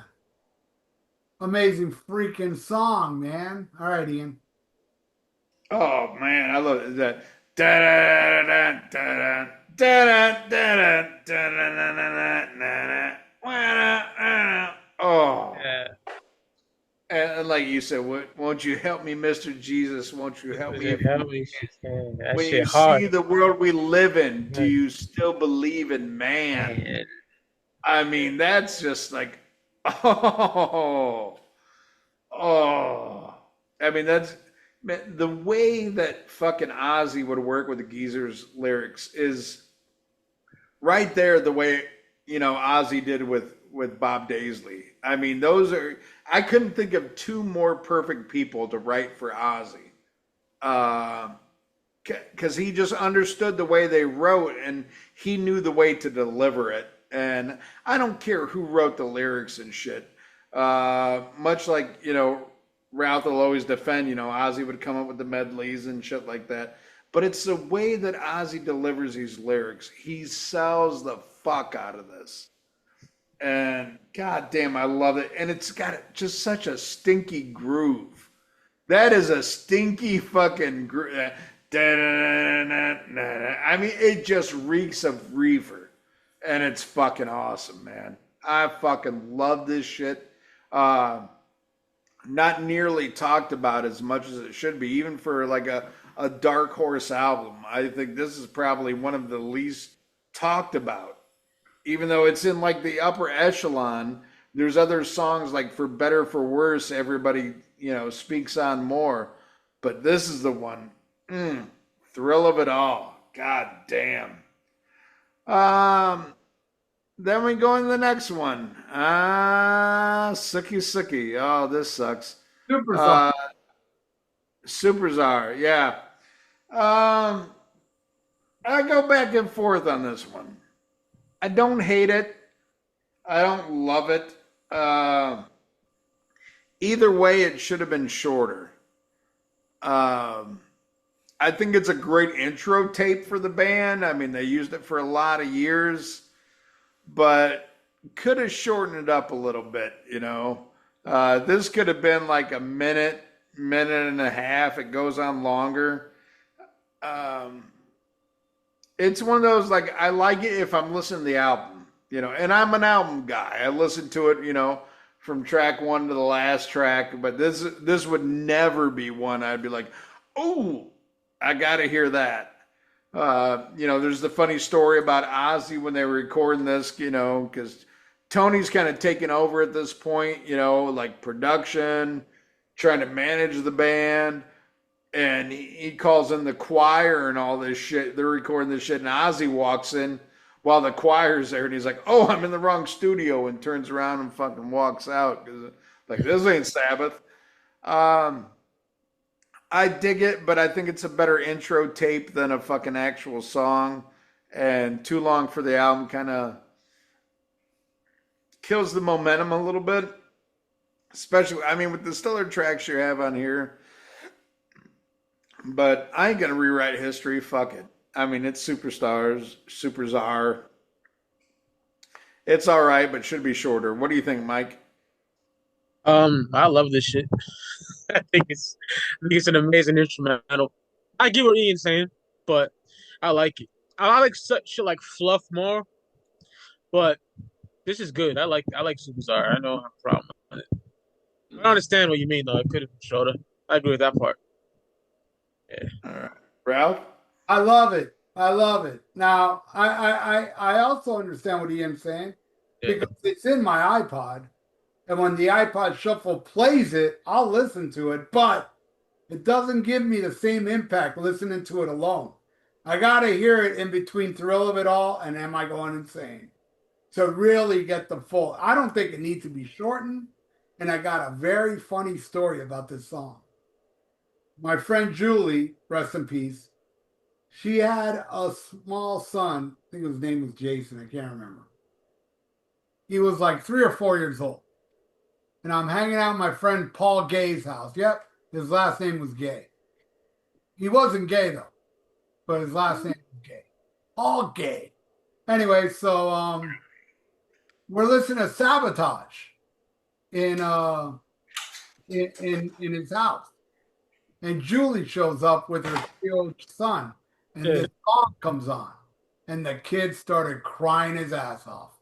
It scared the fucking shit out of him that he was just literally crying when he heard this. It's great. It's spooky. It's awesome. Now I saw Black Sabbath on the Heaven and Hell tour. The Heaven and Hell tour. They open with this, you know, as the intro tape. That's the first time I ever heard that because it was also on King Biscuit Flower Hour, and I recorded it on cassette back then. And I always heard like before they played War Pigs that little intro, not knowing. Then when I heard Sabotage, I was like, oh, that's that song that starts their show. Fucking awesome. I love it. All right. Yeah. Next song. Am I Going Insane Radio? Radio means like radio rental, like mental. Yeah. Yeah. 'Cause a lot of people think it meant like, oh, this is the radio single. Yeah. And it was a song that Ozzy intended to be on his solo album at that time. Because at that time, he wanted to do a solo album called Am I Going Insane?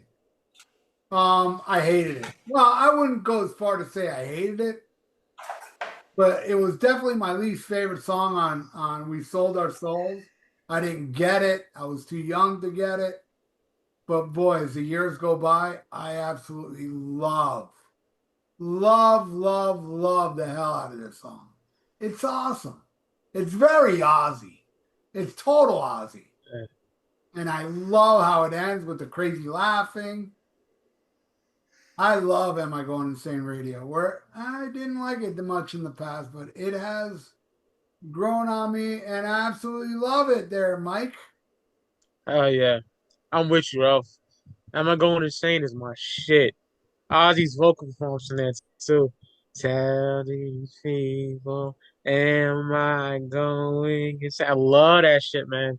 Great song. Like you said, that laughing, that shit is creepy. Leading right into the Rick perfectly. Yeah, I love Am I Going Insane. I got no complaints about him. That's my shit. Love that song. Hell yeah. All right, Ian. Oh, I got some complaints about this shit. Oh well.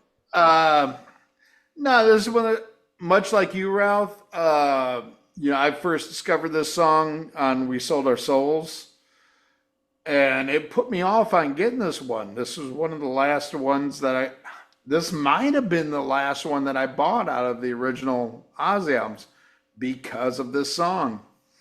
Uh, and I think the one that changed my mind was Symptom on Speak of the Devil because I had Speak of the Devil before I got this. Loved it on there. Again, big shout out. Fucking Brad Gillis did awesome on that album. I love that album. Even though it's funny, like I listen to it now and I'm like, that ain't what Tony played. But at the time, before I knew Sabbath, I loved it. It's only now that I listen to it like, that's some Sister Christian shit, you know. But I loved Speak of the Devil when I first heard it. But man, when I heard this song on fucking We Sold Our Souls, I was like, yeah, nope, nope. Um, but something I don't know, it's been talked about yet. Um, at the beginning of the end or the back to the beginning, whatever that concert was, this is the song that Tobias Forge from Ghost wanted to do. Yeah. And he had to end up doing Bark at the Moon, because I think there was all this shit like originally Jake was going to play Bark at the Moon, but because his hands ain't where they need to be because of his recent shooting, uh, all this shit ended up being switched and stuff. Uh, I think he would have nailed it because this song is exactly the faggoty shit that Ghost has done like the second half of their career. I think he would have done this much better than Bark at the Moon. I hope he records it for one of those EPs where he always does covers.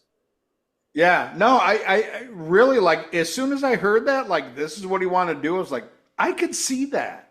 I really could like not even joking. Like I'm like, that would be interesting to hear. Because it's in the wheelhouse of what that once a great band is in now. Yeah, they Um, fucking blow. I like two albums. I fucking like yeah, them. no, hey, I'm right there with you, Mike. I love the first album, Yeah, and it's just there's hard. parts of the second and third I like. There's some songs on prequel I like, but as a whole, like, no, that band's totally gone fucking full Green Day, fake ass fucking. I like more Ghosts than both of you guys, which proves I'm gayer than both of you combined. Hell yeah. Yeah, but I've been saying that for years. You fucking fag. Um, but no, I mean honestly, like, man, when I heard that, I was like, oh, this could work. But this is something that like Ozzy was gonna. He planned a solo album in between Sabbath, Blaze Oh, Sabbath, and Sabotage. I talked about that. Oh, okay, yeah. So it's all right. It's one of those things. Like again, I would never go like straight to this song, but in the context of the album, I can deal with it. But it is definitely like I don't know. I'd rather hear Super Czar than fucking this song. I don't. There's just something so off about it. And then especially when you come back to the song that precedes it or not precedes it, succeeds it. I don't know. Fuck You're everything. off. Exactly. The next song is so much fucking better. But yeah, fucking radio. And it's funny, the whole thing, people think it's a radio edit, but I it's like talked some. about that. Okay, well, fuck you. I didn't take a I'm piss. Jesus Christ. Fucking calm down. just God saying, you're damn. not gonna have to repeat yourself anymore. All right. All right. Jesus Christ, son of a bitch. All right, I'll go to the next song, which is fucking killer. And if any of you guys say the same thing that I fucking said, I'm gonna cut you off. Cause the Writ is one of the best songs on this fucking album. It's definitely in the top fucking three. And never played live as far as I can see, which is insane because this song is fucking amazing. And something Routh always loves to point out, this is a song Ozzy wrote the fucking lyrics to this shit, which is proof that, man, this motherfucker can do it when he puts his mind to it, because these lyrics are fucking amazing. And Fuck it it. sums up the whole turmoil that they were going through during the recording of this. They're breaking free from Patrick Mahan and trying to settle all this fucking bullshit. And not only are Ozzy's lyrics fucking awesome, but the vocals on this are fucking holy fucking shit. He just nails it on this shit. Let's see what else I wrote. Yeah, Ozzy knocked this shit out the fucking park. Should be talked about more and should have been played live. And I fucking agree with that. And this is one of those ones, like, I think it was really cool that, like, so many people at the beginning of the end or end of the beginning, whatever the fuck it was, there's a lot of songs played off of Never Say Die. Somebody should have done the fucking Writ. That would have been fucking amazing. And, I saw a critique that Martin Popoff did about the lineup for that concert being like too American. And I didn't think about that shit until he said something. I'm like, man, you're kind of right. There's a lot of fuckers on there who didn't deserve to be there. Like, of course, Sammy Hagar. But there should have been some more, like, you know,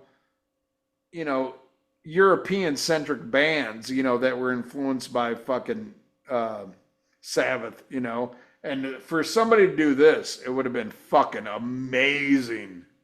You want to talk about a deep fucking track and something that true Sabbath fans would know. I mean, what a way to end this fucking album. Amazing. And, it's shit like this. I think it's why people hate technical so much because this shit's so fucking loaded. There's some good shit on technical. I like technical even more than fucking Ralph. But it doesn't hold a candle to this fucking shit, This song is fucking amazing. And again, I couldn't be more prouder of Ozzy, somebody that everybody shits on. Oh, he can't write a song. He can't do this shit. Man, Ozzy did this shit and knocked it out of the fucking park. Love this fucking track. What do you think, Mike Sears? I'm with you, Ian, man. He's fucking pissed. He's going at management. Amazing song. You're gonna get what's coming to you. That's true. Fucking, I love this shit. So good. Now angry as fuck on here, like I said. Like you said, like Ozzy wrote this shit and he fucking killed it, man. What a way to end the album. Homeless Guy, what a way to start it. The Writ, what a way to end it. This is my shit. Then you got that silly shit at the end with Oz and Blowing the Bill Ward. jug. Yeah, yeah. It's just hilarious. But yeah, the Writ, fuck, man. That shit's powerful, man. He is pissed. And what a great way to end the record, like I said. I love the Writ. Perfect. My No, thoughts on the Writ. it's never played live in the '70s because I don't think it was possible to recreate this live. Now you can do it using tapes and shit, but that whole classical thing with the little keyboard things and scattered, put in the song's a freaking masterpiece. The way it starts, though, man, with that yell. Yeah. They say it was Ozzy's daughter with the tape slow down. It, Yeah, with the laughing and the crying. Yeah. it sounds like Ozzy to me, like in pain. Like, "Ah." That shit is so evil. I think that's the most evil thing ever on a recording up to that point, or maybe ever. Just that that screaming, and then the bass. And when the band kicks in, man, it's scary. You know, I don't know how many times I hear the riff. I never know when it comes in. It's one of those songs that when that heaviness comes in, I'm waiting for it. Then when it hits you, you know, it's like it always like makes me jitter if I have it loud enough, you know. And Ozzy screaming his ass off, another rock and roll song for you, yeah, for And you, for you, Satan, are are you you man? fuck? Ozzy wrote those lyrics, you fucking dummies. He also wrote the lyrics to fucking the first song, Black Sabbath, and Fairies Wear Boots, and Who Are You? And he fucked your mom. I mean, come on. Maybe that's why you don't like him much. The Writ is a fucking masterpiece. Blow on the Jug blows. You know, That's weird. I've lived with that. I've lived with the album that didn't have that as a bonus track Yeah. forever. I didn't even know about Blow the Jug till that box set I got, the Black Sabbath box set. And yeah, this Yeah, the black box, right? '04. yeah. That's when I heard it. Because I had the cassette. It wasn't on there. Oh, Yeah. it's CD. And Yeah, it's And you got to turn it up like a motherfucker to even hear it. yeah. You know. and Ozzy and Bill were pissed. They're like, "What the fuck? Oh, this shit." They didn't plan on it. Somebody just pressed record while they were just fucking around near the piano. I enjoy the album without it, without that little ending. I don't give a fuck if it's rare or whatever. Blowing the Jug blows. It wasn't supposed to be on the album, and it kind of ruins it a little bit for me. You know, it's like fuck. It would have ended so well with the Writ. You know, why'd you have to screw it up with this stupid thing that they fucking around in the studio that they weren't?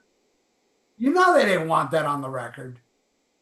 You know, but anyway, Interesting side note. Mark Alden Taylor said that's his favorite Black Sabbath song. True story. what was the band again? The Seven Dust of Podcast.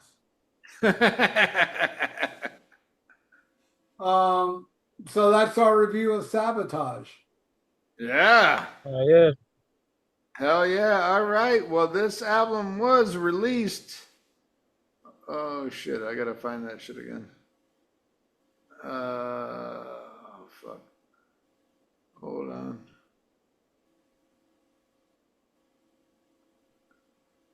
All right. Was released the 28th of July, 1975. Recorded February through March of 1975. Produced by Black Sabbath, which is pretty much Tony Iommi and Michael Butcher. Again, yeah, it's kind of weird. This was the first one not to go platinum. I don't get it, man. I don't get it why this didn't fucking keep the trend going. And I would love, like, you know, if we have a listener on the show who was like, you know, was in his 20s during this shit and would tell us, like, why and what happened. You know, I wish. I forgot to bring this up because I wanted to when you talked about your dad. Yeah. A lot of old school Black Sabbath fans that stop at Sabbath. They stop. And Yeah. Zach Wild told the story once where, you know, Ozzy was like, nah, only at the Sabbath. And Zach's like, dude, Sabotage. And bring up Sabbath. And Ozzy was like, I think we peaked at Sabbath. A lot of people feel that way. All the old school Black Sabbath fans. And you know what? They have their reasons, man. They're old school. You know what I mean? If they feel that way, they feel that way. Honestly, Yeah. you know, I never thought of this before, but I think it was management that would connect with a label, heard it, and also, as much as I love it, this ain't really an eye-fetching album cover. This Yeah. probably turned a lot of people off too. You know, maybe if that was the album cover, that would have been probably cool. But and I love this album cover, by the way, because Same. I love it. I do love it, but it gets goofed on a lot, mainly because of the red pants. Yeah. But I love Yeah. it. I don't know. It's hard to say, man. But this band is, they're so influential, and god damn it, we miss you, Ozzy. Uh, mm, man, it is. It's crazy. Like this is our first post Ozzy fucking episode, and just want to send out like condolences for all of our listeners who are upset about that, and bothered by that. And I'm looking forward to the day when Ralph, I mean, you in particular, can listen to some Ozzy, where it's not going to cause you pain, where you can listen to it and you just get happy, and I'm just not ready yet. yeah, no, I get it, dude. And like I said, that's It will happen, but I'm not ready yet. yeah, no, and that's why I sent you that text, because I knew you were going to take it hard, dude, and that's how it's going to be when David Lee Roth dies. And it's gonna fucking happen. It's gonna happen before I die. And it's gonna be fucking rough. And I know, like, Ozzy is your David Lee Roth to me, When And I met Ozzy for the first time, I always loved this picture of him biting the cross. I had him sign it. And this is like one of like 10 autographs I have of Ozzy. I had him sign so much shit when I met him. But I was like, oh, I got to get this picture signed. And when Ozzy signed it, he didn't even acknowledge it. Like, but that's such a cool picture of him. And Fuck yeah. he recreated that picture later. He did that picture again as an older Ozzy, but God, I love that picture of him. I've that's had all. had it. I've had it framed since I've owned it. I got this picture in 1995, autograph from an old circus magazine from the 70s. Mike Sears has a picture of that Ozzy signed. It's an ICP album where Ozzy signed it. Sharon's a cunt. So that's cool. Man, you want to talk about the coolest shit ever? ICP attacking Sharon on the Howard Stern show. That shit's hilarious, man. Those motherfuckers didn't give one iota of a fuck because Sharon is a cunt. She's a giant in the industry. She controls everything, and she fucking bet them. How much was it? Like $10,000. Yeah, yeah. They're And not that album outsold it. and she was wrong. They did sell more than, and then Sharon never paid them. She lost the bet. She never paid them. But ICP, the way they were talking about how she's a fat cow and shit, right to her face, that shit, it just showed these guys don't give a fuck who the fuck you are, Sharon Osbourne. And they cussed her the fuck out, and I got a lot of respect for them because of that. That shit was hilarious.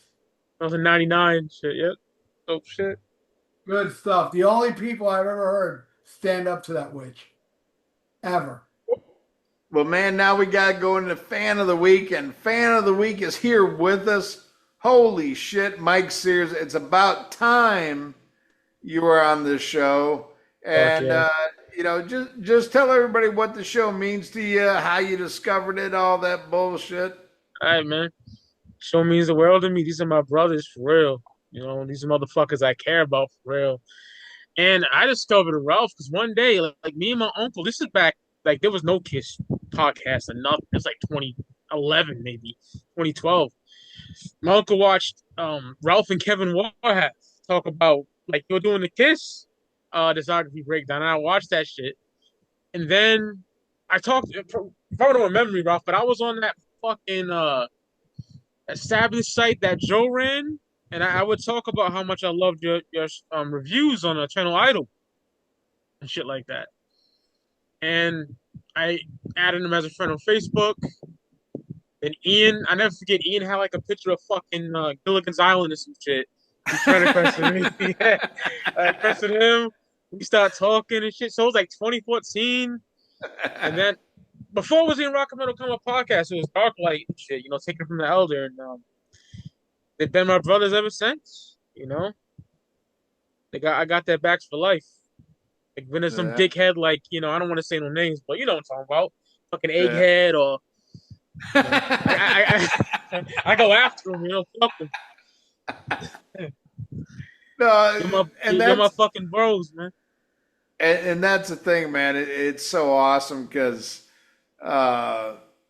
I can't remember a time without Mike Sears on Facebook Yeah. and shit, and all the shit I've seen you go through, Oh like hell. in your Oh, first, remember that fake fight we had, Ian?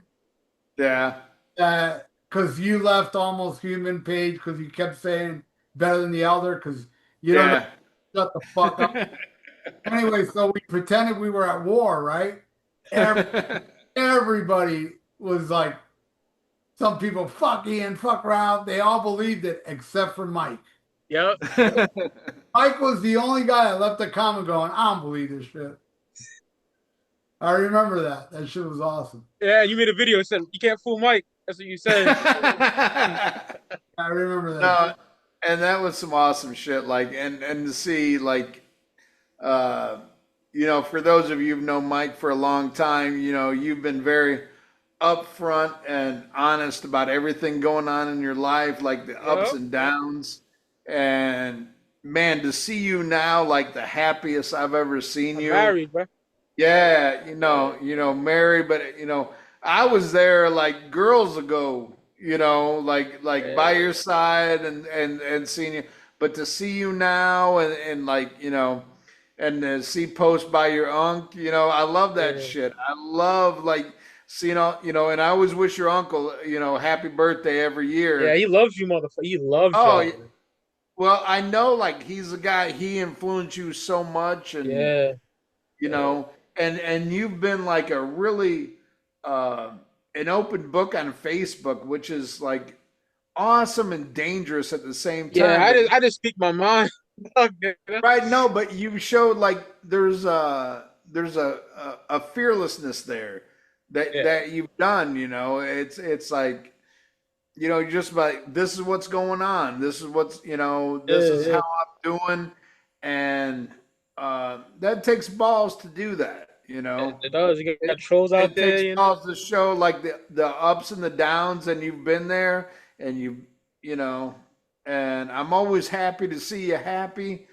Thanks, brother. I'm always sad when you're sad, you know what I Yeah, mean, but yeah. you are an OG motherfucker, man. Life, bro. Yeah, Life. and someday we're gonna do Ice T, OG, original I'm gangster. down. Get me on this motherfucker. Or we could do niggas for life. I know Ralph fucks with that shit. I actually like it more than I'm with you. Straight Outta Compton. Yep, same. I love Oh, oh, Compton. OG's my favorite rap album of all time. That I shit's hard. love Straight Outta Compton, but man, when I heard Niggas for Life, I It's was. hard. By Shit the is way, hard. I'm okay to say that because I'm black. But And here's the thing, bro. you know You what I, ain't Like, black, you're Cuban, but it's damn close. you know what I recently heard that I really really like is Easy Does It from Easy. that's my shit too. That's a Yeah. good album, man. It's ignorant shit. I gotta get I gotta get some of that shit. Hell yeah. They got I the vinyls.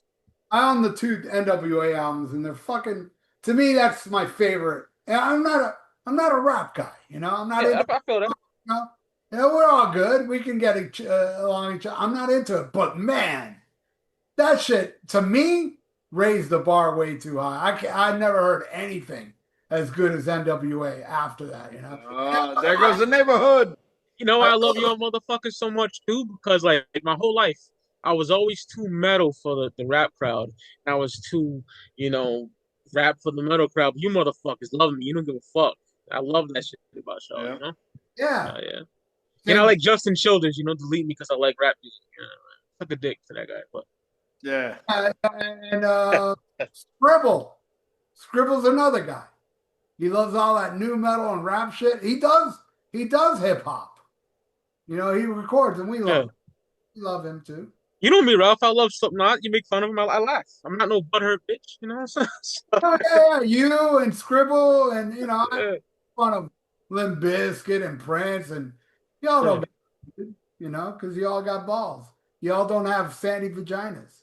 Yeah, I'm not no poser. I like what I like, you know? That's right. You know? I Yeah, don't give a fuck if you love what I hate. It's all good, man. yeah, At the end of the day, we're all right. Prince is awesome to you guys. yeah. He's awesome. Just because I think it sucks doesn't mean, oh, you guys should agree with me. But there's some people out there that get a little butter if you don't Oh agree yeah. with what they agree. And The Cure sucks. Hey, And yo, Ralph. Yo, I don't mean to cut you off, but your fucking David Ellison posts have me dead all the time, bro. I'll be cracking up. man, Shit. I have this philosophy. If you're married and a preacher, you shall be goofed on for eternity. You're gonna jack off to some chick that's not your wife and you're a preacher? That's Come, crazy. come on. I goof on them like I crazy, man. love it. I love it. I do news reports. I'll do a news report about Megadeth, not even about Dave Ellison. Like in the middle of it, I was like, yeah, but it's kind of lame that they fired Dave Ellison because, and I go on Google and I type in funny phrases for masturbation. So I Yeah. just bring up all the shit, beating the bishop and all this shit. And I just Like goof the hell out of that guy.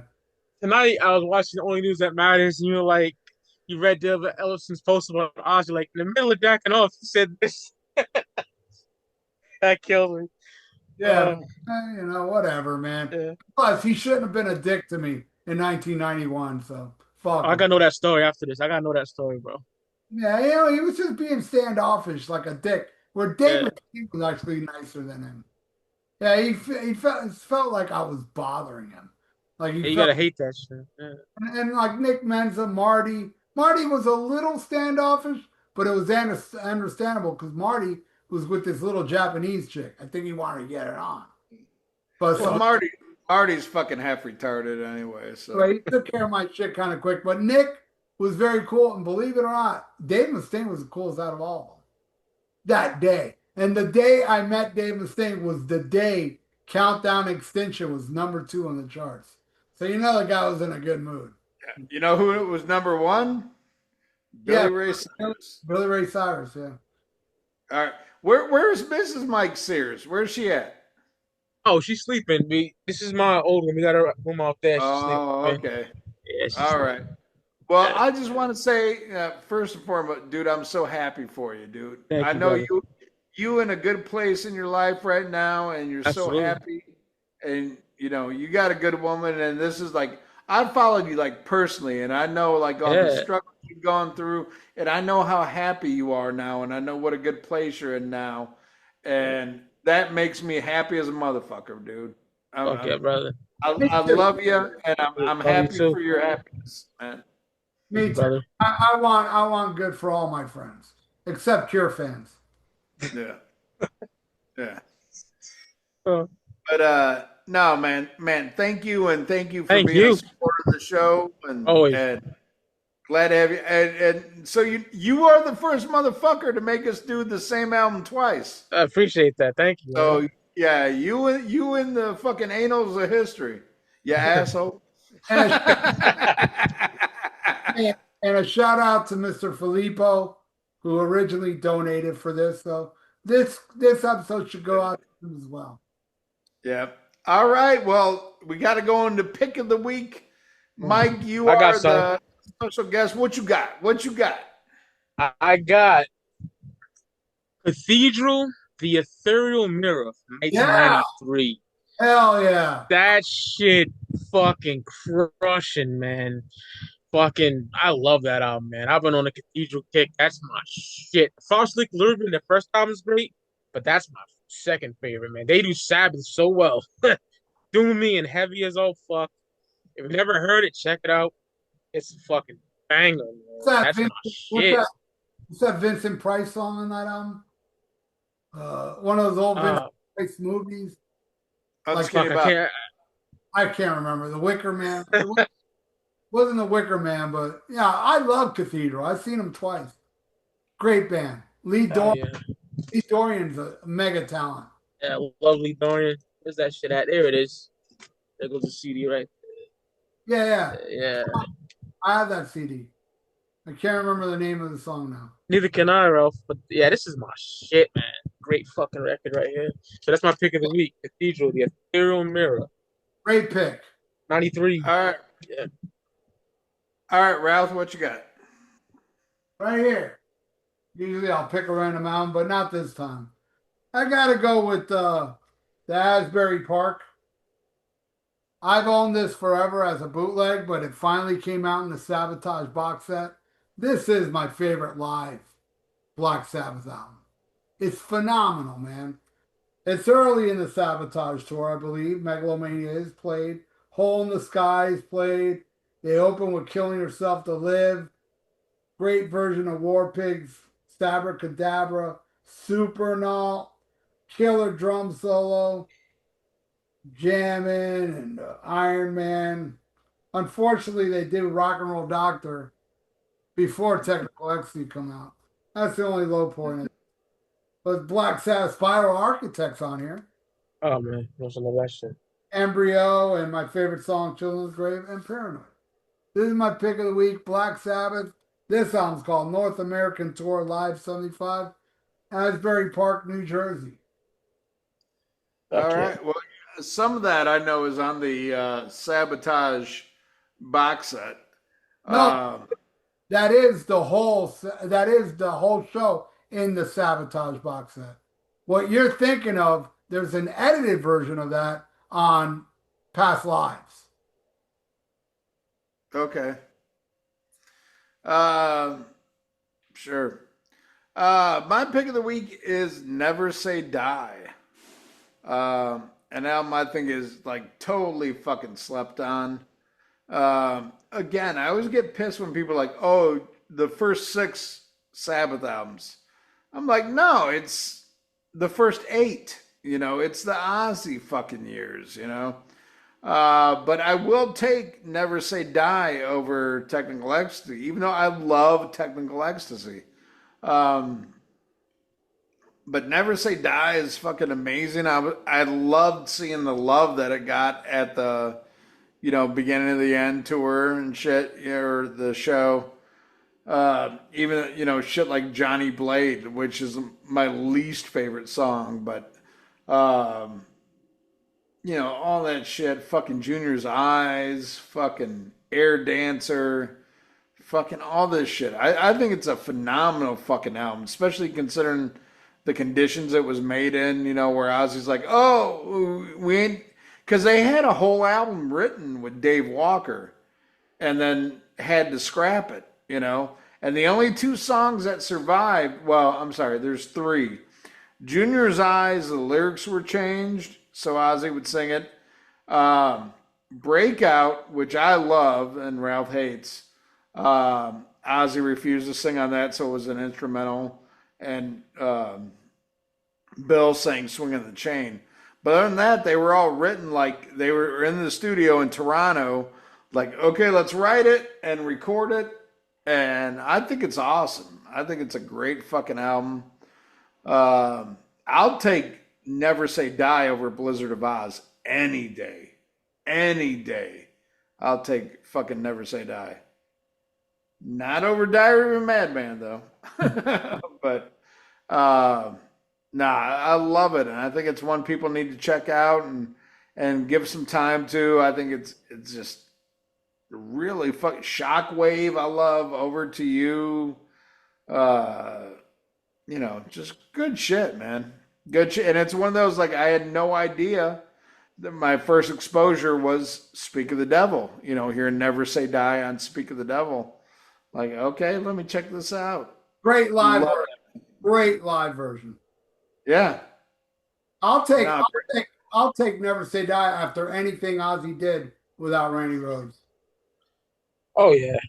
yeah. Well, I'm right there with you. The only one that I'll say again, I just said it.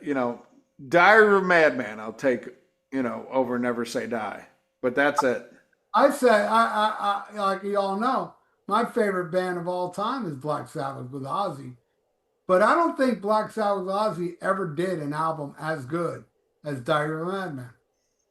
You know how I figured that out? Somebody asked me to put Diary of a No, I Madman saw it. I saw it.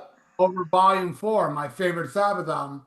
And Oh, in I didn't see that one. I saw you did fucking Diary over something else, and I watched it. I didn't agree with everything you picked, but no, but I was like, God, this album is better than any Sabbath album. I thought. Yeah. I think that.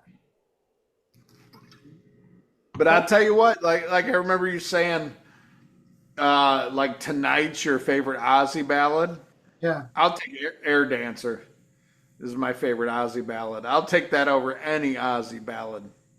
You know what? I would too. I think it's Air Dance, by the way. I'll Yeah, take Air Dance over tonight. I would. yeah, And you know what? You got to hand it to to Don Airy for that song. yeah. But nah, good shit. And again, thank you so much, Mike. Thank you so much, bro. Thank both of y'all, man. Yeah. First time we ever redid an album, man. Thanks to you. Yeah. That's how much we love your black ass. God damn it. I love your Irish ass, motherfucker. Now, join us next week. We're reviewing all the Pink Floyd albums again. Oh shit. No, thank you for joining us, brother. Oh, And brother. I hope you enjoyed yourself. And I did that. we got to give a shout out to your podcast, Speak Your Clout. Where you talk about all the hip hop and the shit that you love, and that's awesome too, man. You do your own thing, man, and that's fucking amazing. Yeah. Thank you, brother. Appreciate that. And I got to come on Speak Your Clout. We do fucking OG original gangsta. Oh yeah, let's do that, man. Alrighty. That's my shit. I love Ice T, man. Same complexion as me, that's my guy. Yeah, me too. I am a tan ass brother, man. I'm body fucking count. high. I'm high yellow as a motherfucker, man.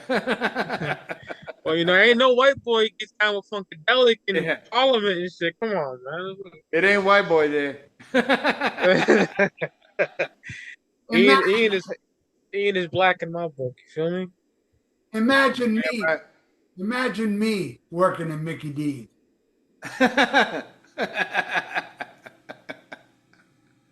Hustler, word, I pull the trigger long, grip my teeth, spray till every nigga's gone. Got my block sewn on, but don't spot. Last thing I sweat, so it's like a punk cop. The hard, 91. Oh, that's the shit, man. Hell yeah, that's my shit. Well, guys, it's been an exciting killer episode. Ian, tomorrow I may have to put this up before you put it up because I got a doctor's appointment in the morning. Then I got to go to leg care. All right. Whatever you got to do, man. Hey, God bless Ozzy Osbourne, man. Yeah. Long live Ozzy. And this will be, as you're watching this, on the 50th anniversary of Sabotage. Another reason to redo this episode, right? Yeah. Okay. All right, everybody. Have a good one. Schmack 'em a gob. And make your mother keep whoring. Love you guys. Love you, brother. All right, man. Great episode, guys. Absolutely, man.